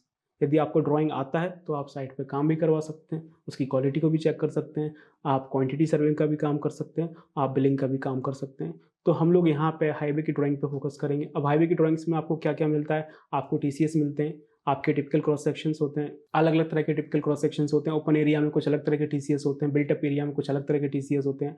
उसके बाद आप देखेंगे रोड फर्नीचर्स में भी आपको अलग अलग तरह की ड्राइंग्स मिलती हैं, चाहे वो आपके रोड मार्किंग्स हों, चाहे वो आपका फिर क्रैश बैरियर हो, चाहे वो आपके कर्व स्टोन वगैरह हों, या फिर आपके माइल स्टोन होते हैं, किलोमीटर स्टोन है, ऑर्डिनरी किलोमीटर स्टोन है, 5th किलोमीटर स्टोन है, या फिर वो आपके मार्किंग्स वगैरह हों, साइन वगैरह हों, ट्रैफिक शाइन वगैरह हों, ये सारी चीज़ें आपको रोड फर्नीचर्स में मिलती हैं। तो उनकी ड्राइंग्स हो, और या फिर आपकी पीएनपी की ड्राइंग्स हों, प्लान एंड प्रोफाइल की ड्राइंग्स हों, जो कि सब कुछ इस तरह से दिखती है। मैं आपको दिखाने की कोशिश करता हूँ। ये देखेंगे, ये हमारा क्या है, टिपिकल क्रॉस सेक्शन है। तो ये टिपिकल क्रॉस सेक्शन जो आप देख रहे हैं, ये टिपिकल क्रॉस सेक्शन आपका है ओपन एरियाज में। तो ओपन एरियाज में जो आपके टीसीएस होते हैं हमेशा ट्रेपेजियम शेप में होते हैं, और इसी शेप में हमेशा हम लोग रोड हाईवे एक्सप्रेस में बनाते हैं बाय डिफॉल्ट, क्योंकि इसमें मैक्सिमम स्टेबिलिटी होता है। इसी तरह से देखेंगे आपकी बिल्टअप एरियाज में कुछ इस तरह से ड्राइंग होती है, ये देखेंगे रेक्टेंगल शेप में होती है, या फिर आपका कोई ड्रेन वगैरह आ रहा है तो उसमें इस तरह से चीज़ें होती हैं। तो ये आपकी ड्राइंग्स हैं। ये देखेंगे आप बीच में एक आरओबी आ रहा है तो वो आपको ड्राइंग में इस तरह से दिखाया गया है, ठीक है ना। आपकी सर्विस रोड आती है तो वो आपको कुछ इस तरह से दिखाता है, ये देखेंगे, ये आपकी सर्विस रोड है। और उसके बाद आप देखेंगे ये आपको पूरा शेड्यूल दे रखा है कि किस तरह से आपका कंस्ट्रक्शन होने वाला है, कितने टीसीएस आने वाले हैं, कौन से टीसीएस को कहाँ से कहाँ तक यूज़ करना है, किस चैनल से लेके किस चैनल तक कौन सा टीसीएस यूज़ होगा। तो ये सारी चीज़ें आपको यहाँ पे दे रखी हैं। तो इस तरह से आपकी टीसीएस की ड्राइंग्स होती हैं। और जैसा कि मैंने आपको स्टार्टिंग प्रॉमिस किया था कि इस पूरे ट्रेनिंग मॉड्यूल में जो हम आपको केस स्टडी देंगे वो आपको लाइव प्रोजेक्ट ड्राइंग के थ्रू आपको नेशनल हाईवे, स्टेट हाईवे के प्रोजेक्ट से देंगे। तो आप ये देखेंगे आपका मॉर्थ का प्रोजेक्ट है, इसमें देखेंगे क्लाइंट कौन है, आपका मॉर्थ है, ministry of road transport and highway. ये आप देखेंगे आपका नेशनल हाईवे 730 है, जो कि बहराइच से लेकर पदरौना तक का है, यूपी गवर्नमेंट में बन रहा है। तो इस तरह से चीज़ें हैं। ये हमारा फ्लेक्सिबल पेमेंट का ड्राइंग है। इसी तरह से आप ये रिजिड पेमेंट की आप ड्राइंग देख सकते हैं। ये देखेंगे आपका ये हरियाणा गवर्नमेंट का एक स्टेट हाईवे का प्रोजेक्ट है, तो ये आपका रिजिड पेमेंट का ड्राइंग है, ये देखेंगे। तो ये रिजिड पेमेंट का ड्राइंग है। तो रिजिड पेमेंट में अलग लेयर्स आती हैं। इसका रिजिड पेमेंट में आपकी जॉइंट्स होते हैं, अलग अलग तरह के जॉइंट्स आते हैं। तो इसका ये यहाँ पे प्रॉपर ड्राइंग दे रखा है कि किस तरह से आपके कॉन्ट्रैक्शन जॉइंट आएंगे, किस तरह से आपके लॉन्गिटल जॉइंट आएंगे, किस तरह से इसमें डबल बार आएगा, टाई बार आएगा, उसके क्या स्पेसिफिकेशन होंगे, किस तरह से कटिंग होगी, किस तरह से आपकी फिलिंग होगी, किस तरह से सीलिंग होगी जॉइंट्स की, वो सब आपको यहाँ पे दे रखा है।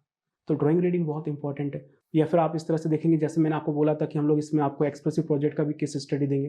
तो यहाँ पे देखेंगे हमारे पास इंडिया का अभी तक का सबसे लॉन्गेस्ट ऑपरेशनल एक्सप्रेसवे का केस स्टडी है, वो है आपका पूर्वांचल एक्सप्रेसवे। आप यहाँ पे देख सकते हैं। तो ये देखेंगे ये हमारे पास क्या है, पूर्वांचल एक्सप्रेस पे है। पूर्वांचल एक्सप्रेस पे आपका 7-8 पैकेज में बना हुआ है, तो ये उसका 7वां पैकेज है जो कि मौजरापुर से लेके बिजौरा तक का है। तो उसमें आपकी प्लान एंड प्रोफाइल की ड्राइंग किस तरह से होंगी, आपके टिपिकल क्रॉस सेक्शंस कैसे होंगे, वो सब आपको सीखने को मिलेगा। तो हम आपको यहाँ पे लाइव प्रोजेक्ट पे केस स्टडी देने जा रहे हैं। ये देखेंगे कि आपके एक्सप्रेस के प्रोजेक्ट्स में किस तरह से आपके टीसीएस होते हैं। तो पहले तो आपको उन्होंने टीसीएस का पूरा शेड्यूल दे रखा है और उसके बाद आप देखेंगे ये आपको टीसीएस दे रखे हैं। ये आप देख सकते हैं कि किस तरह से आपके एक एक्सप्रेस के प्रोजेक्ट्स में आपके टीसीएस होते हैं। तो जो नॉर्मली आपके रोड हाईवे के जो टीसीएस होते हैं वो थोड़े से छोटे होते हैं, लेकिन वहीं पे आप जब आप एक्सप्रेस वे का टीसीएस देखेंगे तो आपके बहुत बड़े बड़े टीसीएस होते हैं, क्योंकि जो आपके एक्सप्रेस वे होते हैं वो आपके 6 लेन के होते हैं, 8 लेन के होते हैं, जिसको फ्यूचर में हम लोग 10-12 लेन तक एक्सपेंड कर सकते हैं। दोनों साइड आपकी सर्विस रोड होती है, 120 मीटर का आपका राइट ऑफ वे होता है, तो बड़े टीसीएस होते हैं। इसी तरह से आप कुछ देखेंगे आपकी प्लान एंड प्रोफाइल की ड्राइंग्स होती हैं जो कि बहुत इंपॉर्टेंट है, जिसके बिहाफ पे हम लोग आपके कटिंग फिलिंग का काम कर रहे होते हैं। प्लान एंड प्रोफाइल ड्राइंग्स में ही हमें पता चलता है कि आपका क्या एग्जिस्टिंग ग्राउंड लेवल है, ठीक है ना। ये आप देख सकते हैं कि किस तरह से ऊपर वाला जो पोर्शन है वो प्लान है, नीचे वाला जो पोर्शन है वो क्या है आपका, वो आपको प्रोफाइल दे रखा है। तो इसी से हमें पता चलता है कि आपका क्या एग्जिस्टिंग ग्राउंड लेवल है, लेफ्ट में क्या है, राइट में क्या है, आपका फिनिश्ड रोड लेवल कितना है, वो सब हमें इससे पता चलता है। तो ये सारी ड्राइंग्स आप सीखने वाले हैं। इसी तरह से आपके रोड फर्नीचर की ड्राइंग्स होती है। जितना भी आपका रोड फर्नीचर का काम होता है, बहुत सारा काम होता है रोड फर्नीचर में।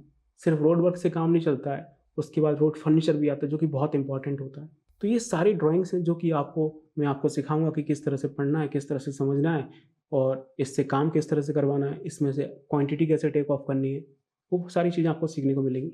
आगे चलते हैं। नेक्स्ट हमारा आता है डे 13, तो जिसमें हम लोग सीखने वाले हैं case study on national highway project flexible payment. तो यहाँ से हमारा स्टार्ट होता है फ्लेक्सिबल पेमेंट यानी बिटवीन रोड का केस स्टडी, जिसमें हम लोग डिटेल में डिस्कस करेंगे quantity calculation of earthwork in filling and also cutting of the construction of embankment on Excel sheet, की जो आपका एम्बैकमेंट बनाने में जो हमें कटिंग फिलिंग करनी होगी उसकी कैलकुलेशंस कैसे होंगी, और उसके बाद जो आपकी लेयर्स हैं उन सभी लेयर्स का हम लोग कैलकुलेशन किस तरह से करेंगे कि किस लेयर का कितनी क्वांटिटी में काम होना है, चाहे वो भले ही आपका जीएसपी हो, डब्ल्यूएमएम हो, डीबीएम हो, बीसी हो या फिर आपका सबग्रेड हो।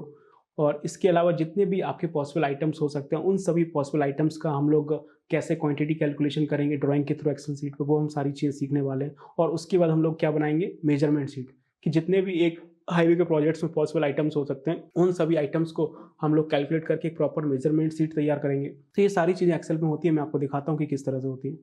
तो यहाँ पे आप देख सकते हैं कि एक हाईवे के प्रोजेक्ट्स में जो भी आइटम्स आ रहे हैं उन सभी का हमने यहाँ पे प्रॉपर मेजरमेंट सीट तैयार कर रखा है। मैं थोड़ा सा जूम करता हूँ ताकि आप बहुत अच्छे से देख पाएंगे। ये हमारा स्टैंडर्ड फॉर्मेट होता है मेजरमेंट सीट बनाने का, जिसमें आपके आइटम डिस्क्रिप्शन आते हैं, आपका यूनिट है, आपके नंबर ऑफ मेंबर हैं, लेंथ है, आपका ब्रेथ है, डेप्थ है, क्वांटिटी है, आपका टोटल क्वांटिटी। तो जितने भी पॉसिबल आइटम्स हैं, चाहे वो आपका एम्बैकमेंट हो, सबग्रेड हो, आपकी लेयर्स हो, आपका अर्थन शोल्डर हो, कर्व स्टोन हो, आपका केएनसी ड्रेन हो, लाइन ड्रेन हो, आपका three metal beam crash barrier हो, चाहे आपकी बार बेड की फेंसिंग हो, और इसके जो भी आपके रोड फर्नीचर्स के आइटम होते हैं उन सबको हम लोग डिटेल में सीखने वाले हैं। और इस तरह से हम लोग एक्सेल सीट पे सारी कैलकुलेशंस करने वाले हैं। और अर्थवर्क का काम कैसे होता है, जैसे कि मैंने आपको स्टार्टिंग में बताया था कि हम लोग अर्थवर्क की डिस्कशन करेंगे। तो ये देखेंगे कि जो हमारा अर्थवर्क की कैलकुलेशंस होती है कि एम्बैकमेंट में कितना कटिंग करना है, कितना फिलिंग करना है, वो हम लोग किस तरह से डिस्कस करते हैं। तो इसलिए हमने एक प्रॉपर ये देखेंगे एक्सेल सीट डिज़ाइन किया हुआ है जिस पर सारा अर्थवर्क की कैलकुलेशंस होती है। तो ये पूरा आपको सीखने को मिलेगा कि किस तरह से चीज़ें होती हैं। आगे चलते हैं और इसके बाद हम लोग डिस्कस करेंगे रिजिड पेमेंट के बारे में कि किस तरह से आपके रिजिड पेमेंट होते हैं, कितने तरह के आपके रिजिड पेमेंट होते हैं। 2-3 तरह के आपको रिजिड पेमेंट देखने को मिलते हैं, उनके बारे में हम लोग डिस्कस करेंगे। और रिजिड पेमेंट की कंस्ट्रक्शन करने का क्या स्टैंडर्ड प्रोसेस होता है, कि किस तरह से स्टेप बाय स्टेप करके पूरा का पूरा रिजिड पेमेंट का कंस्ट्रक्शन होगा, वो आपको यहाँ पे सीखने को मिलेगा। इसमें भी हम लोग प्रॉपर आपकी साइट की वीडियोस के थ्रू आपको प्रॉपर एनिमेशन के साथ सिखाएंगे कि जो आपके कंक्रीट के रोड होते हैं वो कैसे बनते हैं, ताकि आपको प्रॉपर विजुलाइज हो जाए कि कंक्रीट के रोड कैसे बनते हैं, उसमें कौन कौन सा आइटम आता है, उसकी मेजरमेंट कैसे होती है, क्या प्रोसीजर होता है। तो पूरा विजुलाइज हो जाएगा, आपको बिल्कुल ऑन साइट ट्रेनिंग का फील आएगा। तो इस लेवल की आपको यहाँ पर ट्रेनिंग मिलने वाली है। तो ये देखें किस तरह से आपका रिजिड पेमेंट बनता है, मैं आपको कुछ वीडियोज़ दिखाता हूँ। तो ये देख सकते हैं ये आपके कंक्रीट रोड के कंस्ट्रक्शन का स्टेप बाय स्टेप प्रोसेस है, जिसमें हमने प्रॉपर साइट की वीडियोस के साथ आपको एकदम ऑन साइट ट्रेनिंग देने जा रहे हैं। बिल्कुल आप प्रैक्टिकल फील आएगा। ये देखेंगे किस तरह से काम हो रहा है। ये आपकी सब ग्रेड की लेयर बन रही है, ठीक है ना, लेयर की लिंक की जा रही है, आपके यहाँ पर रोलिंग हो रही है, इसका जीएसपी की लेयर आ रही है। उसके बाद आप देखेंगे आपका डीएलसी का काम हो रहा है। यहाँ पे आप ये देखेंगे किस तरह से डीएलसी का हम यहाँ पे सेपरेशन मेम्बरेंस डाल रहे हैं। उसके बाद ये आपका डबल बार टाई बार आ रहे हैं। इसके बाद ये देखेंगे हमारा किस तरह से डबल बार टाई बार लगते हैं। ये हमारा ऑटोमेटिक पेवर मशीन है, स्लिप फॉर्म का ऑटोमेटिक पेवर मशीन आता है रिटगन का, जिसमें आपके डबल बार टाई बार भर दिए जाते हैं, वो ऑटोमेटिकली आपका जहाँ पे प्लेस होना है वहाँ पे प्लेस कर देता है। तो आप देख सकते हैं किस तरह से डबल बार आपके प्लेस किए जाते हैं मशीन के थ्रू ऑटोमेटिकली। तो बड़े प्रोजेक्ट्स में ये काम होता है, जैसे आपका दिल्ली मुंबई एक्सप्रेसवे बन रहा है, तो उसमें हम लोग इसी तरह से रिजिड पेमेंट बना रहे हैं जहाँ जहाँ पे आ रहा है। तो ये देख सकते हैं किस तरह से आपके डबल बार आपके PQC में डाले जा रहे हैं। ये देख सकते हैं यहाँ पे किस तरह से हो रहा है। तो इस लेवल का आपको यहाँ पे लाइव एक्सपोजर मिलने वाला है। देख रहे हैं कितना प्रैक्टिकल है। आपको चीज़ें देख के समझ आ जाएगा, देख के आपको विजुलाइज हो जाएगा कि कैसे काम हो रहा है। ये देखें किस तरह से फिनिशिंग का काम चल रहा है कंक्रीट की लिंग होने के बाद, किस तरह से हम लोग यहाँ पे ये आपकी हैचिंग कर रहे हैं। ये देखेंगे इसके भी प्रॉपर स्पेसिफिकेशंस होते हैं कि किस तरह से ये प्रॉपर हैचिंग की जाती है, इसके क्या स्पेसिफिकेशंस होते हैं। ये देखेंगे इसके बाद ये आपका क्यूरिंग हो रहा है, क्यूरिंग बाई कंपाउंड हो रहा है। तो ये पूरा प्रोसेस है, आप यहाँ पे देख सकते हैं। इसके बाद ये कटिंग फिलिंग का पूरा प्रोसेस होता है, हम लोग आपकी कटिंग कर रहे होते हैं। इनिशियल कटिंग होती है, फिर आपकी फाइनल कटिंग होती है, उसके बाद आपका फिलिंग का प्रोसेस होता है, उसके बाद ये आपका सीलिंग का प्रोसेस होता है। तो आप देख सकते हैं, और आखिरी में फिर आपका ये रोड फर्नीचर आ जाता है। तो ये पूरा प्रोसेस है कि कंक्रीट का रोड बन कैसे रहा है, आपको बिल्कुल ऑन साइट प्रैक्टिकल ट्रेनिंग का फील आने वाला है। और इसी तरह से आपके इसमें एनिमेशंस भी, हमने एनिमेशन का भी यूज़ किया है। ये देखेंगे आप कि किस तरह से आपके रोड बनते हैं। तो आप देख सकते हैं कि एनिमेशन के थ्रू किस तरह से आपके कंक्रीट का रोड का कंस्ट्रक्शन हो रहा है, किस तरह से आपकी लेयर्स आती है, नीचे सबग्रेड की लेयर आती है, फिर आपकी GSV की लेयर आती है, उसके ऊपर से आपकी DLC की लेयर आती है, PQC की लेयर आती है। अगर उसमें हम लोग स्टील रीइंफोर्समेंट डाल रहे हैं तो किस तरह से स्टील रीइंफोर्समेंट डाला जाता है, ये पूरा प्रोसीजर देख सकते हैं। और उसके बाद आप देखिए किस तरह से लेयर का फॉर्मेशन होता है, एक एक करके किस तरह से लेयर आती है वो आप देख सकते हैं। ये देखेंगे ये सारी चीज़ें आपको यहाँ पे बिल्कुल प्रैक्टिकल फील आएगा। ऑन साइट ट्रेनिंग हो रही है, ये मान लो आप एक तरह से। आगे चलते हैं, नेक्स्ट देखेंगे। तो नेक्स्ट हमारा आता है Day 20, जिसमें हम लोग डिस्कशन करेंगे कि जो आपकी रिजिड पेमेंट होते हैं, तो उसमें जो लेयर्स आती हैं उसके एज पर मॉर्थ क्या टेक्निकल स्पेसिफिकेशंस होते हैं, तो उन सभी लेयर्स के बारे में हम लोग एज पर मॉर्थ डिस्कशन करेंगे। तो आप देखेंगे कि ये हमारा मॉर्थ है, जो कि मैंने आपको थोड़ी देर पहले आपको दिखाया था यहाँ पे। तो आप यहाँ पे देख सकते हैं ये है हमारा मॉर्थ का लेटेस्ट रिवीजन। तो मॉर्थ का सेक्शन 600 यूज़ होता है कंक्रीट पेमेंट के लिए, ये आप देख सकते हैं। तो इसमें आपको 601 में आपके DLC के स्पेसिफिकेशन मिलेंगे, 602 में आपको PQC यानी पेमेंट क्वालिटी कंक्रीट के स्पेसिफिकेशन मिलेंगे। बाकी जो आपका सबग्रेड होता है, GSP होता है, उसके वही सेम स्पेसिफिकेशन होते हैं एज पर सेक्शन 300 और आपका 400। और जितना भी हमारा रोड फर्नीचर का काम होता है उसके लिए हम लोग मॉर्थ का सेक्शन 800 यूज़ करते हैं। तो सारी चीज़ें आपको इसमें मिल जाएंगी, जैसे आपका रोड मार्किंग होता है, आपके ट्रैफिक शाइन्स वगैरह हैं, ठीक है ना, या फिर आपके रोड डेलिनेटर्स आते हैं, क्रैश बैरियर आता है, कर्व स्टोन्स वगैरह आती है, सब चीज़ें आपको इसमें मिल जाएंगी। उसके बाद आता है आपका Day 21 और Day 22, जिसमें हम लोग डिस्कशन करने वाले हैं किसके बारे में, जॉइंट्स के बारे में, कि कंक्रीट की पेमेंट में जॉइंट्स किस तरह से आते हैं। बिना जॉइंट के आप किसी भी कंक्रीट पेमेंट की कल्पना नहीं कर सकते हैं। तो जॉइंट्स बहुत इंपॉर्टेंट है। तो जॉइंट्स क्या होता है, क्यों दिए जाते हैं, कैसे दिए जाते हैं, क्या स्टैंडर्ड स्पेसिफिकेशन होते हैं जॉइंट के लिए, आपके डबल बार आते हैं, टाई बार आते हैं, तो उनका क्या स्टैंडर्ड स्पेसिफिकेशन होता है एज पर मॉर्थ, और जॉइंट बनाने का क्या प्रोसेस होता है, वो हम लोग आपको साइट की वीडियोस के साथ प्रॉपर दिखाने वाले हैं। थोड़ी देर पहले हमने आपको दिखाया भी था कि किस तरह से डबल बार की लिंक की जाती है ऑटोमेटिक मशीन के थ्रू, मैनुअली किस तरह से की जाती है छोटे प्रोजेक्ट्स में, वो भी हम आपको दिखाएंगे। तो ये पूरा है प्रोसेस। और हम लोग आखिरी में फिर आपको क्या देंगे, जो आपका रिजिड पेमेंट होता है उसकी केस स्टडी। जिस तरह से हमने आपको फ्लेक्सिबल पेमेंट का केस स्टडी दिया था आपके स्टेट हाईवे, नेशनल हाईवे की ड्राइंग के थ्रू, उसी तरह से हम लोग आपको रिजिड पेमेंट का ड्राइंग के थ्रू प्रॉपर केस स्टडी देने वाले हैं कि किस तरह से चीज़ें आपकी कैलकुलेट की जाती हैं। और प्रॉपर फिर उसके बाद हम लोग क्या करने वाले हैं, कैलकुलेशंस करने वाले हैं कि आपके जो रिजिड पेमेंट में जो आपकी लेयर्स आती हैं, चाहे वो आपका सबग्रेड हो, चाहे आपका GSV हो, चाहे वो आपका DLC हो, चाहे PQC हो, चाहे इसमें आपका सेपरेशन मेम्ब्रेन्स हो, चाहे आपकी जॉइंट की डिटेलिंग हो, चाहे डबल बार हो, टाई बार हो, तो इन सब का एक्सेल शीट पे प्रॉपर किस तरह से कैलकुलेशन होता है, वो सारी चीज़ें आपको यहाँ पे सीखने को मिल जाएंगी। ये देख सकते हैं कि एक्सेल शीट में किस तरह से हम लोग रिजिड पेमेंट की कैलकुलेशन करते हैं। तो यहाँ पे देखेंगे हमने आपके रिजिड पेमेंट के क्वांटिटी कैलकुलेशन का काम करके प्रॉपर मेजरमेंट शीट बनाया हुआ है कि सबग्रेड की कैलकुलेशन किस तरह से होंगी, GSP है, DLC है, आपका सेपरेशन मेम्ब्रेन्स है, PQC है, डबल बार है, टाई बार हैं, आपके दोनों साइड आपकी फ्लोरिंग हो रही होती है, इंटरलॉकिंग हो रही होती है प्योर ब्लॉक की, और उसमें अगर लाइन ड्रेन आ रहा है, अनलाइन ड्रेन आ रहा है, तो उसकी कैलकुलेशन किस तरह से होंगी। तो सारी चीज़ें आपको यहाँ पे सीखने को मिल जाएंगी। आगे देखेंगे नेक्स्ट। तो यहाँ पे देखेंगे हमने दोनों चीज़ों का डिस्कशन कर लिया। हमने फ्लेक्सिबल पेमेंट को भी पढ़ लिया डिटेल में, हमने रिजिड पेमेंट को भी पढ़ लिया, उनकी ड्राइंग्स को भी समझ लिया, उनकी क्वांटिटी सर्विंग का भी काम कर लिया। अब आता है उससे भी इंपॉर्टेंट काम, वो है हमारा रेट एनालिसिस। तो Day 25 में हमारा स्टार्ट होगा रेट एनालिसिस। रेट एनालिसिस क्या होता है, हम लोग क्यों करते हैं, कैसे करते हैं, आपके जो क्लाइंट्स होते हैं, जो आपकी गवर्नमेंट्स होती हैं, चाहे वो आपका NHI हो, चाहे आपका NHIDCL हो, चाहे वो आपके MPRDC हो, HRDC हो, मतलब आपके जो PW डिपार्टमेंट्स होते हैं रोड और ब्रिजेस को लेके अलग अलग स्टेट गवर्नमेंट्स के, तो वो किस तरह से रेट एनालिसिस करते हैं। आपके जो कॉन्ट्रैक्टर्स हैं, जो बड़े-बड़े कॉन्ट्रैक्टर्स हैं, वो किस तरह से रेट एनालिसिस करते हैं, उनका क्या थॉट प्रोसेस होता है रेट एनालिसिस करने को। बड़े-बड़े प्रोजेक्ट्स हैं, हज़ारों करोड़ों के प्रोजेक्ट्स में बिडिंग करते हैं। बड़े-बड़े कॉन्ट्रैक्टर्स हैं, आप देख रहे हैं 1 लाख करोड़ का प्रोजेक्ट है, 15,000 करोड़ का प्रोजेक्ट है, 20,000 करोड़ का प्रोजेक्ट है, जैसे आपका दिल्ली बिल्डकॉन हो गया, गावर हो गया, अशोका बिल्डकॉन हो गया, पीएनसी इंफ्राटेक हो गया। तो ये कंपनी किस तरह से रेट एनालिसिस करती है, इनका क्या थॉट प्रोसेस होता है। तो जब ये बिडिंग के लिए जाती है तो उसमें क्या-क्या चीज़ें उनको ध्यान में रखनी होती हैं, क्या-क्या फैक्टर्स हैं जो रेट एनालिसिस को अफेक्ट कर सकते हैं, एक आइटम की कॉस्ट को अफेक्ट कर सकते हैं, उन सबको हम लोग डिटेल में डिस्कस कर रहे होते हैं, चाहे वो आपका डे 25 हो और सेम चीज़ हम लोग डे 26 और डे 28 में डिस्कस कर रहे होंगे कि रेट एनालिसिस होता कैसे है। तो जितने भी पॉसिबल आइटम्स हैं, जैसा कि मैंने आपको बताया, चाहे वो आपका फ्लेक्सिबल पेमेंट हो, चाहे आपका रिजिड पेमेंट हो, तो इसमें जितना भी काम हो रहा है, तो हर काम का किस तरह से हम लोग रेट एनालिसिस कर सकते हैं, वो हम लोग आपको यहाँ पे सिखाएँगे। तो रेट एनालिसिस करने के लिए हमारे पास स्टैंडर्ड रेफ़रेंस होता है, चाहे तो आप मॉर्थ का रेफ़रेंस ले सकते हैं, चाहे आप अलग-अलग स्टेट गवर्नमेंट के जो आपके शेड्यूल ऑफ रेट होते हैं, चाहे वो आपका जैसे हरियाणा का शेड्यूल ऑफ रेट है एचएसआरडीसी, चाहे वो आपका महाराष्ट्र का शेड्यूल ऑफ रेट है, आप उसका रेफरेंस ले सकते हैं। तो अगर आपके स्टेट गवर्नमेंट के प्रोजेक्ट्स हैं, तो वहाँ पे हम लोग रेट एनालिसिस करने के लिए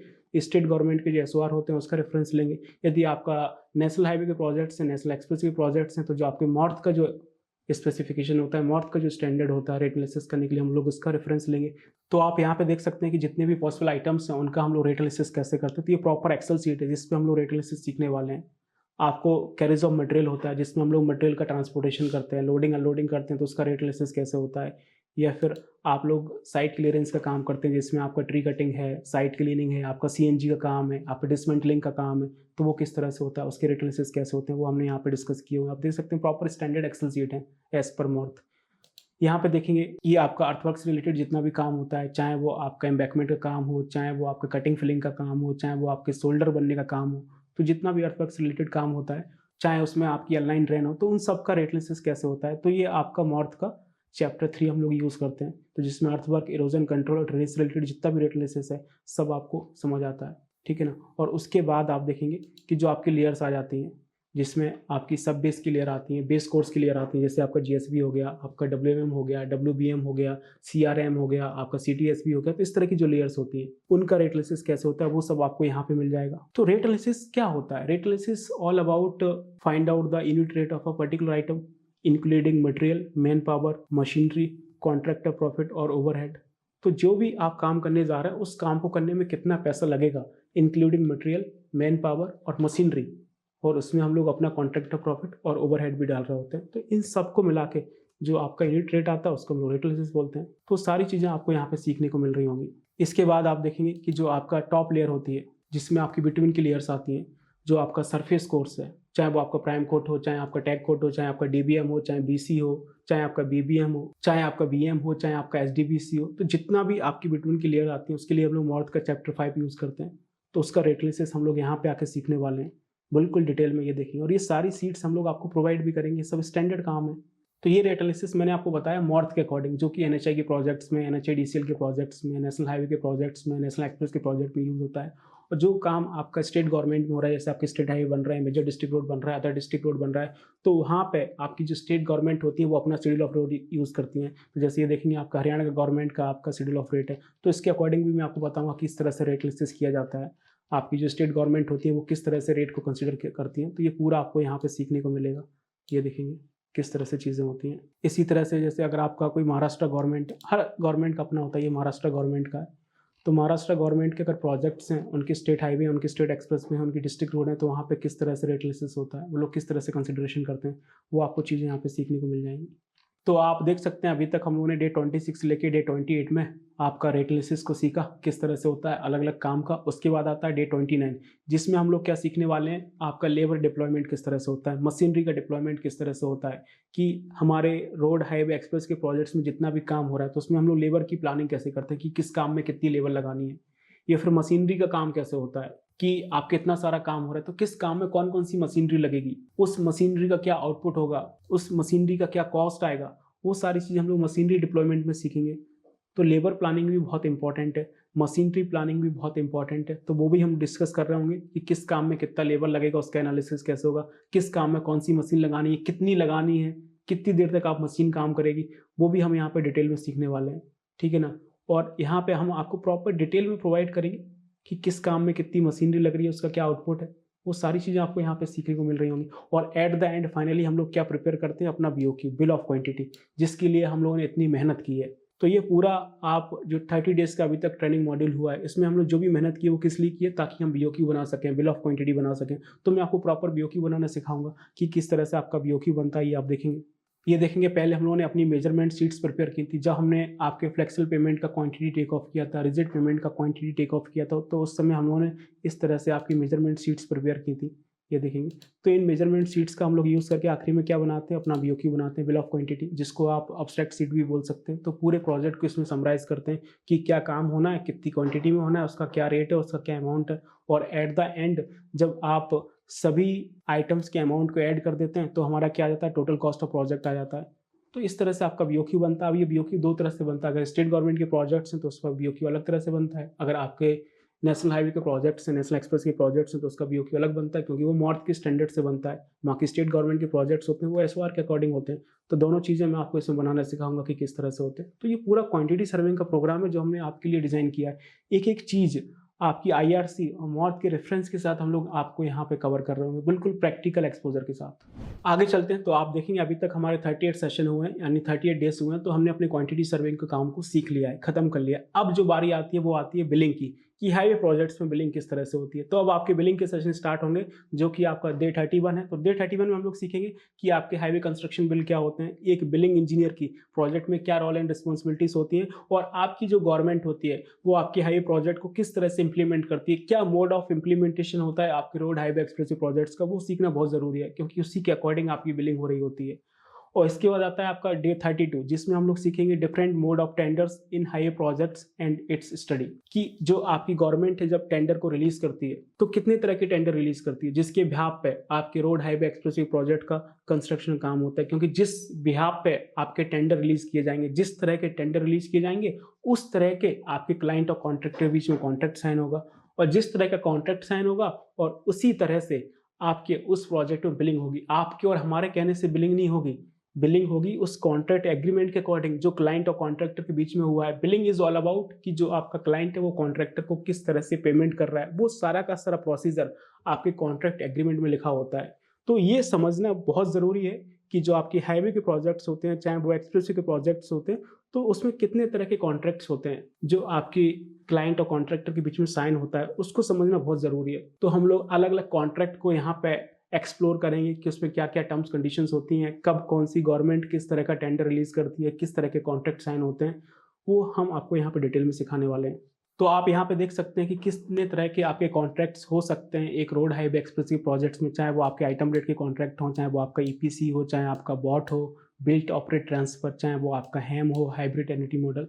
तो इतने तरह के कॉन्ट्रैक्ट्स होते हैं जो कि मोस्टली हम लोग रोड हाईवे एक्सप्रेस के प्रोजेक्ट्स में साइन करते हैं। तो इन सब के बारे में हम डिटेल में सीखेंगे, इनके कॉन्ट्रैक्ट एग्रीमेंट को भी हम पढ़ेंगे। हमारे पास हर एक तरह के कॉन्ट्रैक्ट एग्रीमेंट्स हैं जिसको मैं आपके साथ शेयर करूंगा, उसको हम डिटेल में एक्सप्लेन करेंगे, उसकी वर्किंग को पढ़ेंगे, वो बहुत इंपॉर्टेंट होता है। ऐसे बिलिंग इंजीनियर कॉन्ट्रैक्ट एग्रीमेंट को समझना बहुत ज़रूरी है। यदि आप कॉन्ट्रैक्ट एग्रीमेंट को नहीं पढ़ पाएंगे, उसकी टर्म्स कंडीशंस नहीं समझ पाएंगे, तो फिर आप बिल बनाना नहीं सीख पाएंगे। बड़े बड़े पेज के कॉन्ट्रैक्ट एग्रीमेंट होते हैं, आप देखेंगे हज़ारों करोड़ों के प्रोजेक्ट्स होते हैं, 15-15, 20-20 हज़ार, 1-1 लाख करोड़ के हाईवे के प्रोजेक्ट्स होते हैं। इतना बड़ा बिल होता है, इतना बड़ा बिल होता है कि आप जीरो गिनते गिनते थक जाएंगे रोड हाईवे के प्रोजेक्ट्स में। जैसे दिल्ली मुंबई एक्सप्रेस बन रहा है, 1 लाख करोड़ का प्रोजेक्ट है, तो जब बिल बनते हैं ना तो बहुत बड़े बड़े बिल बनते हैं। आप जीरो गिनना शुरू करेंगे ना तो वो भी नहीं गिन पाएंगे, इतने बड़े अमाउंट के बिल होते हैं। और बहुत बड़े बड़े कॉन्ट्रैक्ट एग्रीमेंट साइन होते हैं, उसकी जो लैंग्वेज होती है बहुत टफ होती है। जो आपके कॉन्ट्रैक्ट एग्रीमेंट होते हैं, आप देखेंगे 500-500, 1000-1000 पेज के कॉन्ट्रैक्ट एग्रीमेंट होते हैं। तो उसमें हमारे काम की चीज़ क्या है? आप 1000 पेज का कॉन्ट्रैक्ट एग्रीमेंट थोड़ी ना पढ़ने बैठेंगे। तो उसमें जो हमारे काम की चीज़ क्या है, उसको हमें कैसे पढ़ना है, उसमें जो फाइनेंशियल डिटेलिंग दे रखी है, जो फाइनेंशियल कॉन्सेप्ट दे रखे हैं, जो हमारे बिल बनाने के लिए बहुत ज़रूरी है, उसको हम कैसे पढ़ेंगे, उसकी कंडीशंस को हम लोग कैसे समझेंगे, वो हम यहाँ पे डिटेल में डिस्कस करने वाले हैं। और इसके बाद आता है आपका डे 33, जिसमें हम लोग डिटेल में डिस्कस करेंगे कि हाईवे कंस्ट्रक्शन बिलिंग का क्या स्टैंडर्ड प्रोसेस होता है। जब एक आपका बिल बनता है तो बिल बनाने के लिए हमें क्या क्या चीज़ें फॉलो करनी होती हैं, पहले क्या होता है, उसका पूरा प्रोसीजर समझेंगे कि बिल बनता कैसे है, उसके लिए हमें क्या क्या रिक्वायरमेंट होती हैं। उसके बाद हम लोग समझेंगे important contract terms and conditions of highway project, जिसकी अभी हम लोग चर्चा कर रहे थे कि एक कॉन्ट्रैक्ट एग्रीमेंट में क्या क्या इंपॉर्टेंट टर्म्स कंडीशंस हैं जो एक बिलिंग इंजीनियर को समझनी चाहिए। जो कि बिल बनाने समय काम आती हैं, वो सारी चीज़ें हम लोग डिस्कस करेंगे डे 33 में। और उसके बाद आता है आपका डे 34, और इसमें हम लोग डिस्कस करेंगे analysis of different types of contract agreement and work order for highway construction billing. तो जो आपके कॉन्ट्रैक्ट एग्रीमेंट्स होते हैं उनको हम यहाँ पे डिटेल में, एक एक एग्रीमेंट को हम यहाँ पे डिटेल में पढ़ेंगे, उसको समझाएंगे कि जो आपके ईपीसी के प्रोजेक्ट्स होते हैं उसका एग्रीमेंट कैसा होता है, जो आपके हैम के प्रोजेक्ट्स होते हैं हाइब्रिड एन्युटी मॉडल, उसकी कॉन्ट्रैक्ट एग्रीमेंट कैसे होते हैं, उसमें आपका बिलिंग का क्या प्रोसेस होता है, या फिर जो प्रोजेक्ट्स आपके बीओटी में साइन हुए हैं बिल्ट ऑपरेट ट्रांसफर में, तो इस तरह उसके कॉन्ट्रैक्ट एग्रीमेंट किस तरह से होते हैं। तो सारे कॉन्ट्रैक्ट एग्रीमेंट मैं आपके साथ यहाँ पे डिस्कस करने वाला हूँ, चाहे वो आपके आइटम रेट कॉन्ट्रैक्ट हो, चाहे वो आपके ईपीसी कॉन्ट्रैक्ट्स हों, चाहे वो आपके हैम के हों, चाहे बॉट के हों, एक एक कॉन्ट्रैक्ट एग्रीमेंट मैं आपको यहाँ पे खोल के पढ़ाऊंगा। उसकी टर्म्स कंडीशंस को हम यहाँ पे साथ में बैठ के 1 to 1 लाइव इंटरेक्शन करेंगे, तब जाके चीज़ें आपको क्लियर हो रही होंगी। क्योंकि billing is all about contract agreement, उसके बिना कुछ नहीं हो सकता। बिल तो कोई भी बना सकता है, आप सुबह से शाम तक मार्केट में शॉपिंग करते हैं, बिल बनाने के लिए क्या चाहिए होता है, क्या चाहिए होता है बिल बनाने के लिए। आपने 5 किलो आलू लिए हैं, 1 किलो आलू का रेट 20 रुपये है, तो 5 किलो आलू का क्या हो गया, 100 रुपये हो गया, 20 × 5। यही तो होती है बिलिंग, कि कितना आपने माल खरीदा, कितने रुपए का, मल्टीप्लाई कर दो, बिल बन जाएगा। वही चीज़ यहाँ पे होती है, लेकिन इसमें टर्म्स कंडीशंस होती हैं, इसमें फॉर्मेट होते हैं, वो सब चीज़ें हमें एक सीक्वेंस वे में देनी होती हैं। तो ये आप यहाँ पे सीखने को मिलेगा। और उसके बाद आता है आपका डे 35, जिसमें हम लोग सीखेंगे what are the different types of advance provided by the client to the contractor. तो एक कंस्ट्रक्शन प्रोजेक्ट्स में क्लाइंट की तरफ से आपको कितने तरह के एडवांस मिलते हैं, वो हम डिटेल में सीखेंगे। चाहे वो आपका मोबिलाइजेशन एडवांस हो, उसकी टर्म्स कंडीशंस हो, उसका रिकवरी का प्रोसेस हो, उसकी इंटरेस्ट की कैलकुलेशन हो, उसकी रिकवरी की कैलकुलेशन हो, या फिर आपका मशीनरी एडवांस मिल रहा है, आपको मटेरियल एडवांस मिल रहा है, उन सब पे हम लोग बात करेंगे। इसके बाद आपका आता है price escalation and it's terms conditions for national highway projects. तो जब आपका कोई कॉन्ट्रैक्टर एग्रीमेंट साइन करता है तो उस समय रेट कुछ और होते हैं। जब साइट पे कंस्ट्रक्शन स्टार्ट होता है, 1 महीने निकलता है, 2 महीने निकलता है, 4 महीने निकलते हैं, 6 महीने निकलते हैं, तो आपको पता है कि महंगाई बढ़ती जाती है। तो जो महंगाई बढ़ रही है उसको किस तरह से क्लेम करना है, उसके पैसे किस तरह से क्लाइंट से लेने हैं, तो वो चीज़ प्राइस एक्सकलेशन में हम लोग सीखते हैं कि जो महंगाई बढ़ रही है उसके पैसे किस तरह से लेने हैं। आरएफआई क्या होता है, जो कि बहुत इंपॉर्टेंट है, रिक्वेस्ट फॉर इंस्पेक्शन। इसके बिना तो आपकी बिलिंग हो ही नहीं सकती है। हाईवे कंस्ट्रक्शन के प्रोजेक्ट्स में बिलिंग का जो पहला प्रोसेस है, जो पहला स्टेप है, वो तो आरएफआई है। तो आरएफआई क्या होता है, कैसे भरते हैं, क्यों बनाते हैं, वो हम लोग डिटेल में सीखेंगे, उसके क्या स्टैंडर्ड फॉर्मेट होते हैं। और उसके बाद हम लोग बिलिंग को समझेंगे कि यदि आपका आइटम रेट कॉन्ट्रैक्ट साइन हो रहा है तो उस केस में आपकी किस तरह से बिलिंग होगी। आपके रनिंग अकाउंट बिल बन रहे हैं तो उसमें किस तरह से बिलिंग होगी। और मैं आपको बता दूं कि आइटम रेट कॉन्ट्रैक्ट में आपके रनिंग अकाउंट बिल ही बनते हैं, जो कि थ्रू आउट प्रोजेक्ट रनिंग रहते हैं, और आखिरी में आपका फाइनल बिल बनता है। तो उसमें आपका एमबी कैसे बननी है, आपका अपसेट सीट कैसे बनेगा, बिल समरी कैसे तैयार होगी, मोबिलाइजेशन एडवांस की रिकवरी और उसकी कैलकुलेशन कैसे होगी, प्राइस एक्सकलेशन कैसे होगा as per whole price index of ministry of commerce and industry, या फिर आप बोल सकते हैं मिनिस्ट्री ऑफ इकोनॉमिक एडवाइजर, वो हम लोग कैलकुलेशन सीखेंगे। फाइनल बिल कैसे बनेगा वो हम लोग सीखेंगे डे 38 में। और डे 38 के बाद जो डे 40 का प्रोसेस है उसमें आप देखेंगे हम लोग आपका ईपीसी प्रोजेक्ट्स में बिलिंग कैसे होती है। ईपीसी प्रोजेक्ट्स में आपके स्टेज पेमेंट स्टेटमेंट बिल बनते हैं, एसपीएस बनता है, तो उसमें आपकी एमबी कैसे बनेगी, अपसेट सीट कैसे बनेगी, बिल समरी कैसे तैयार होगी, मोबिलाइजेशन एडवांस की रिकवरी कैसे होगी, प्राइस एक्सकलेशन कैसे होगा। और उसके बाद यदि आपके प्रोजेक्ट्स में कोई सब कॉन्ट्रैक्टर हैं तो उनकी बिलिंग कैसे होगी, जो कि होते ही है। एक तो आपका मेन कॉन्ट्रैक्टर की क्लाइंट के साथ बिलिंग हो रही है, और दूसरा जो आपके सब कॉन्ट्रैक्टर हैं उनकी कॉन्ट्रैक्टर के साथ बिलिंग हो रही है। तो ये पूरा प्रोसेस मैं आपको सिखाने की कोशिश करूंगा। तो आप देख सकते हैं कि हम लोग आपको किस लेवल का कॉन्टेंट यहाँ पे देने जा रहे हैं। तो ये सारी चीज़ें आपको यहाँ पे सीखने को मिलेंगी, बिल्कुल आपको एक प्रैक्टिकल एक्सपोजर के साथ। उस तरह की प्रैक्टिस आपको यहाँ पे सीखने को मिलेगी जो कि हमारी कंस्ट्रक्शन इंडस्ट्री में होती है, पूरे आईआरसी के रेफरेंस के साथ, पूरा मॉर्थ के रेफरेंस के साथ, और प्रॉपर कॉन्ट्रैक्ट एग्रीमेंट के साथ, जो कि बड़े बड़े प्रोजेक्ट्स में साइन हुए हैं। उन कॉन्ट्रैक्ट एग्रीमेंट के साथ मैं आपको यहाँ पे बिलिंग सिखाने की कोशिश करूंगा। तो इस लेवल का आपको यहाँ पे एक्सपोजर मिलने जा रहा है। और उसके बाद जब हमारा ट्रेनिंग मॉड्यूल खत्म होता है तो उसके बाद हम लोग डिस्कस करते हैं इंटरव्यू क्वेश्चंस को। एक तरह से मॉक इंटरव्यूज होते हैं। सारे इंटरव्यू क्वेश्चंस हम लोग आपके साथ डिस्कस करते हैं, जो कि एक पॉसिबिलिटीज़ होती हैं। आपके साइट इंजीनियर का इंटरव्यू क्वेश्चंस हो, चाहे वो आपके क्वांटिटी सर्वेइंग के हो, चाहे वो आपके बिलिंग के हो, सभी तरह के इंटरव्यू क्वेश्चंस हम लोग अपने ट्रेनिंग प्रोग्राम में डिस्कस करते हैं, ताकि जब आप इंटरव्यू देने जाएं तो एकदम बेखौफ, एकदम कॉन्फिडेंस के साथ आप चीज़ों को डिलीवर कर पाएँ। तो वो सारी चीज़ें आपको यहाँ पे सीखने को मिलेंगी। तो ये मैंने आपको पूरा एक ऑलमोस्ट 45 डेज़ का जर्नी बताया कि इस जर्नी में आप लोग क्या क्या सीखने वाले हैं। बिल्कुल आप देखें, एक बेसिक लेवल से लेके एक एडवांस लेवल तक मैंने आपको सारी चीज़ें साइट की वीडियोस के साथ, एनिमेशन के साथ, आईआरसी और मॉथ के रेफरेंस के साथ हम लोग आपको डिलीवर करने वाले हैं। तो ये कितना क्वालिटी कंटेंट है। यदि आप इसको सही से सीख लेते हैं, इसको सही से विजुलाइज कर लेते हैं और फिर इसका सही से इम्प्लीमेंटेशन कर सकते हैं, तो आप सोचिए कि आपकी ग्रोथ कितनी नेक्स्ट लेवल पे जा रही होगी। अगर आप इतना सब सीख लेंगे तो आपका कॉन्फिडेंस कितना नेक्स्ट लेवल पे होगा। जब आप इंटरव्यू में जाएंगे तो आप इंटरव्यूअर से आँखों में आँखें डाल के पूरे कॉन्फिडेंस के साथ आप बात कर सकते हैं। और जब आपके पास इतनी नॉलेज होगी, तो जब सैलरी नेगोशिएशन का टाइम आता है, तो वहाँ पे आप अच्छा सैलरी डिमांड कर सकते हैं। क्योंकि जब आपका कॉन्फिडेंस अच्छा होगा, तो आपका इंटरव्यू अच्छा जाएगा। जब इंटरव्यू अच्छा जाएगा, तभी तो आप सैलरी नेगोशिएट कर पाएँगे। तभी तो आप सामने वाले से अच्छी सैलरी डिमांड कर पाएँगे कि भाई मुझे इतनी नहीं, इतनी चाहिए। तो वो चीज़ तभी हो पाई जब आपके पास नॉलेज होगी, तब आपके पास कॉन्फिडेंस होगा। कॉन्फिडेंस होगा तो आपको खुद को पता होगा कि आपकी वर्थ कितनी है, आपको कितने की जॉब चाहिए। तो वो चीज़ आपको यहाँ पे सीखने वाली है।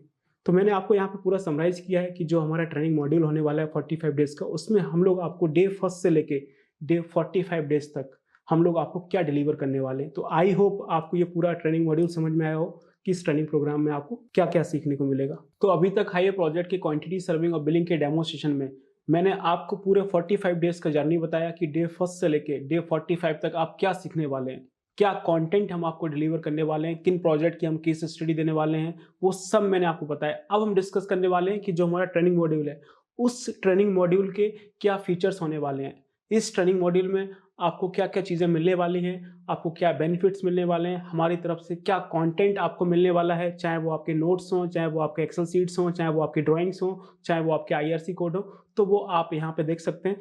तो आप देख सकते हैं कि इस ट्रेनिंग मॉड्यूल का जो फीस है वो कितना है, ₹5,999, यानी 5,999 में ये पूरा 45 डेज़ का ट्रेनिंग सेशन आपको मिलने वाला है, जो कि पूरी तरह से लाइव होगा। मैं आपके साथ आके 45 डेज़ तक डेली 1 घंटे Monday to Saturday live interaction कर रहा हूँगा। और आप मुझे बहुत अच्छे से जानते हैं, नहीं जानते तो मैं आपको बता दूँ कि मैं हूँ इंजीनियर संदीप सिंह। और इस ट्रेनिंग मॉड्यूल में आपके जो सेशंस होने वाले हैं वो 40 प्लस सेशंस होने वाले हैं, जो कि मैंने आपको बताया 45 तक जा सकते हैं। तो कम से कम आपको 40 सेशन मिलेंगे। और जो ये ट्रेनिंग मॉड्यूल होगा वो आपका कम से कम 40 डेज़ का होगा। और इसमें जो आपके ट्रेनिंग हावर्स होंगे वो आपके कम से कम आपके 40 हावर्स होंगे, इससे ज़्यादा भी जा सकते हैं। और ये जो आपका शेड्यूल है वो आपका मंडे टू सैटरडे रहेगा। और इस लाइव ट्रेनिंग सेशन का जो टाइम होगा वो होगा शाम को 8 बजे से लेके 9 बजे तक। तो यदि आप वर्किंग प्रोफेशन हैं, आप नॉन वर्किंग प्रोफेशनल्स हैं, तो ये सबके लिए फ़ायदे की बात है। यदि आप जॉब करते हैं, तो अपनी जॉब के आने के बाद ऑलमोस्ट 6-7 बजे तक सभी लोग साइट से फ्री हो जाते हैं, तो उसके बाद भी आप ये ट्रेनिंग प्रोग्राम जॉइन कर सकते हैं और अपनी स्किल्स को डेवलप कर सकते हैं। यदि आप अभी जॉब नहीं करते हैं, तो फिर आप शाम को जॉइन कर ही सकते हैं। तो इसको जॉइन करने के बाद आपको जॉब मिल ही जाएगी, क्योंकि आपके पास स्किल्स डेवलप हो जाएँगी और आपका कॉन्फिडेंस बढ़ जाएगा, तो फिर आपको जॉब मिल जाएगी। इसके बाद देखेंगे कि इसके क्या फीचर्स होने वाले हैं। तो आप देखेंगे फीचर्स में ये हमारा ऑनलाइन लाइव सेशन होने वाला है थ्रू रेनफोर्स एप्लीकेशन। तो जो हमारा रेनफोर्स एप्लीकेशन है उसके थ्रू हमारा ये ऑनलाइन लाइव सेशन होगा, जिसमें हमारे जो ट्रेनर हैं वो आपके साथ लाइव इंटरेक्ट करेंगे और आपका लाइव डाउट सेशन होगा। सेम टाइम में आप सारे डाउट क्लियर कर सकते हैं। और इस पूरे ट्रेनिंग प्रोग्राम के बाद हम आपको सर्टिफिकेट देने वाले हैं, जो कि आपका government ISO MSME skill India certified certificate होगा, जो कि आपका थ्रू आउट वर्ल्ड रहेगा। आप कहीं से भी उसकी ऑथेंटिसिटी चेक कर सकते हैं। और उसके बाद हम आपको इसमें असाइनमेंट भी प्रोवाइड करेंगे। कुछ चीज़ें हम आपको बताएँगे, कुछ चीज़ें आपको ऐसे असाइनमेंट में क्लियर करनी होंगी। हमारे पास बहुत सारी ड्राइंग्स हैं, हमारे पास बहुत सारे प्रोजेक्ट्स हैं जिस पे हमने काम किया, और अभी हम लोग ऐसे कंसल्टेंसी, ऐसे फ्रीलांसिंग काम करते हैं। तो कुछ प्रोजेक्ट्स तो हम यहाँ पे आपको ऐसे केस स्टडी में करवाएँगे, कुछ प्रोजेक्ट्स हम आपको असाइनमेंट में देंगे, जो कि आपको अपने घर से करने होंगे। और उसके बाद जो सारी चीज़ें हैं वो हम आपको प्रोवाइड करने वाले हैं, चाहे वो हमारे प्रैक्टिकल नोट्स हों, चाहे वो हमारे साइट की वीडियोज़ हों, चाहे वो हमारी प्रैक्टिकल पीपीटीज़ हो साइट की इमेजेस के साथ, चाहे वो आपकी ड्राइंग्स हों, चाहे वो आपके एक्सेल के फॉर्मेट हों, या फिर जो भी आपके आईआरसी मॉर्थ के कोड हैं, वो सारे के सारे हम लोग आपको प्रोवाइड करने वाले हैं, ठीक है। और उसके बाद देखेंगे हम लोग आपको जॉब असिस्टेंस प्रोवाइड करेंगे, यानी जॉब प्लेसमेंट में आपकी हेल्प करेंगे। हम आपको प्लेसमेंट की गारंटी नहीं दे रहे हैं, लेकिन हम आपको यहाँ पे प्लेसमेंट असिस्टेंस दे रहे हैं। यानी कि हम आपको जॉब के लिए बिल्कुल रेडी करेंगे। क्या रेडी करेंगे? कि आपको इंटरव्यू के लिए तैयार करेंगे कि इंटरव्यू में क्या-क्या क्वेश्चंस पूछे जा सकते हैं। यदि आप साइट इंजीनियर का इंटरव्यू देने जा रहे हैं, आप क्वांटिटी सर्विंग का इंटरव्यू देने जा रहे हैं, आप बिलिंग का इंटरव्यू देने जा रहे हैं, तो उसके रिगार्डिंग क्या-क्या क्वेश्चन पूछे जा सकते हैं और उसको किस तरह से डिलीवर करना है, ताकि आपकी सिलेक्शन की पॉसिबिलिटीज़ और इम्प्रूव हो जाएँ। रिज्यूमे में किस तरह से प्रिपेयर करना है, रिज्यूमे में किस तरह से अपने एक्सपीरियंस को मेंशन करना है, आपकी स्किल्स को कैसे मेंशन करना है, वो हम आपको सिखा रहे होंगे। और इसके बाद सबसे इम्पोर्टेंट, जॉब कैसे सर्च करनी है, एक जॉब के लिए कैसे पिच करना है, चाहे वो आपका लिंक्डइन हो, चाहे वो आपका naukri.com हो, तो वो हम आपको सिखा रहे होंगे। और इसके बाद सबसे इम्पोर्टेंट, यदि हमारे पास कोई वैकेंसी होती है तो हम आपको रेफरेंस भी देते हैं, लेकिन हम जॉब की गारंटी नहीं देते। हम आपकी स्किल्स पे काम कर रहे होते हैं, आपकी स्किल डेवलपमेंट पे काम कर रहे होते हैं। तो हमारे पास ओवरऑल इंडिया से और सम टाइम गल्फ से भी इंक्वायरी आती है कि हमारे पास वेल एक्सपीरियंस क्वांटिटी सर्वेयर होते हैं, तो हम उनको रेफरेंस देते हैं। तो जब हमारे पास कोई आपका रेफरेंस आता है, कोई कंपनी हमसे डिमांड करती है एक अच्छे क्वांटिटी सर्वेयर की, तो हम आपको रेफरेंस दे सकते हैं। तो वहाँ पे जाके आप इंटरव्यू देंगे तो आपका डेफिनेटली हो जाएगा, लेकिन हम गारंटी नहीं देते हैं। और उसके बाद देखेंगे, ये देखेंगे लाइफ टाइम ट्रेनर असिस्टेंस होता है डाउट सेशन के लिए। ऐसा नहीं है कि इस 45 डेज़ के सेशन के बाद आप हमें भूल जाएंगे और हम आपको भूल जाएंगे। हम आपको लाइफ टाइम का हैंड होल्डिंग सपोर्ट देते हैं। यदि आप हमारा ट्रेनिंग प्रोग्राम ज्वाइन करते हैं, उसके बाद आप दुनिया भर में ज़िंदगी भर कहीं भी काम करेंगे, आपको कोई भी डाउट आएगा आप कॉल कर सकते हैं। कॉल पे चीज़ें सॉल्व हो जाएँ तो बहुत बढ़िया है, नहीं है तो हम आपके लिए लाइव सेशन अरेंज कर सकते हैं, उसमें आप अपने प्रोजेक्ट के रिगार्डिंग डाउट पूछ सकते हैं। तो ये लाइफ टाइम का सपोर्ट आपको मिलने वाला है। आप कहीं पे भी काम करें, किसी प्रोजेक्ट में काम करें, आपको दिक्कत आ रही है तो हम आपके साथ हैं। और उसके बाद देखेंगे आपको रिकॉर्डिंग भी मिलने वाली है। जो भी आपके ट्रेनिंग सेशंस होंगे, जो भी आपकी क्लासेस होंगी, जैसे मैंने आपको बताया कि आपकी डेली 1 आवर की क्लास होगी 45 डेज तक, तो सभी क्लासेस की आपको रिकॉर्डिंग मिलेगी। पूरा ट्रेनिंग प्रोग्राम खत्म होने के बाद, जैसे हमारा 8 से 9 बजे तक ट्रेनिंग सेशन रहेगा, तो 1 घंटे बाद यानी 10 बजे तक शाम को आपको पूरे सेशन का रिकॉर्डिंग आपको मिल जाएगा। वो रिकॉर्डिंग आपके पास लाइफ टाइम रहेगा, आप उसको कभी भी कहीं से भी देख सकते हैं। तो आपको लाइव सेशन तो मिल ही रहा है और उसके साथ साथ उस लाइव सेशन की आपको रिकॉर्डिंग भी मिल रही है। तो आप ज़िंदगी में कभी कुछ भूलते भी हैं तो आप उसको वहाँ से रिवाइज कर सकते हैं। कोई भी डाउट है तो फिर आप तो पूछ ही सकते हैं। आगे चलते हैं, नेक्स्ट आप देखेंगे तो आपके जो हमारे वेबिनार्स होते हैं उसका आपको फ्री मेंबरशिप मिलेगा। हम लोग आए दिन वेबिनार करते रहते हैं अलग अलग टॉपिक्स पे, तो जितने भी हमारे वेबिनार्स होते हैं उसमें आपको फ्री एक्सेस मिलेगा। और इसके बाद special presentation for interview questions, जो कि मैंने आपको बता ही दिया कि हम लोग इंटरव्यू क्वेश्चंस के लिए अलग से डिस्कशन करते हैं कि क्या क्या पॉसिबिलिटीज़ हो सकती हैं अलग अलग प्रोफाइल के इंटरव्यूज़ के लिए। आगे चलते हैं, नेक्स्ट आप देखेंगे इंडस्ट्री ओरिएंटेड ट्रेनिंग मॉड्यूल है। मैंने आपको बताया कि 45 डेज़ की जर्नी में हम क्या सीखने वाले हैं, तो अभी तक तो आपको समझ में आ गया होगा कि हम लोग किस लेवल का कंटेंट देने वाले हैं। वो आपका कंटेंट कंस्ट्रक्शन प्रैक्टिस का है, आपका इंडस्ट्री ओरिएंटेड ट्रेनिंग प्रोग्राम है, तो वो सारी चीज़ें आपको सीखने को मिलेंगी। आगे चलते हैं, नेक्स्ट पॉइंट है हमारा प्रोजेक्ट बेस्ड ट्रेनिंग। तो जैसा कि मैंने आपको स्टार्टिंग बताया था कि इस पूरे 45 डेज़ के ट्रेनिंग प्रोग्राम में हम आपको लाइव प्रोजेक्ट का केस स्टडी देने वाले हैं, चाहे वो आपका फ्लेक्सिबल पेमेंट हो, चाहे आपका रिजिड पेमेंट हो। उन पे हम लोग आपको नेशनल हाईवे, स्टेट हाईवे के प्रोजेक्ट्स के थ्रू केस स्टडी देने वाले हैं, तो वो सारे आपके लाइव प्रोजेक्ट्स ही हैं। उसके बाद देखेंगे आपका training module based upon government norms, IS code, मॉर्थ और आपका CPWD।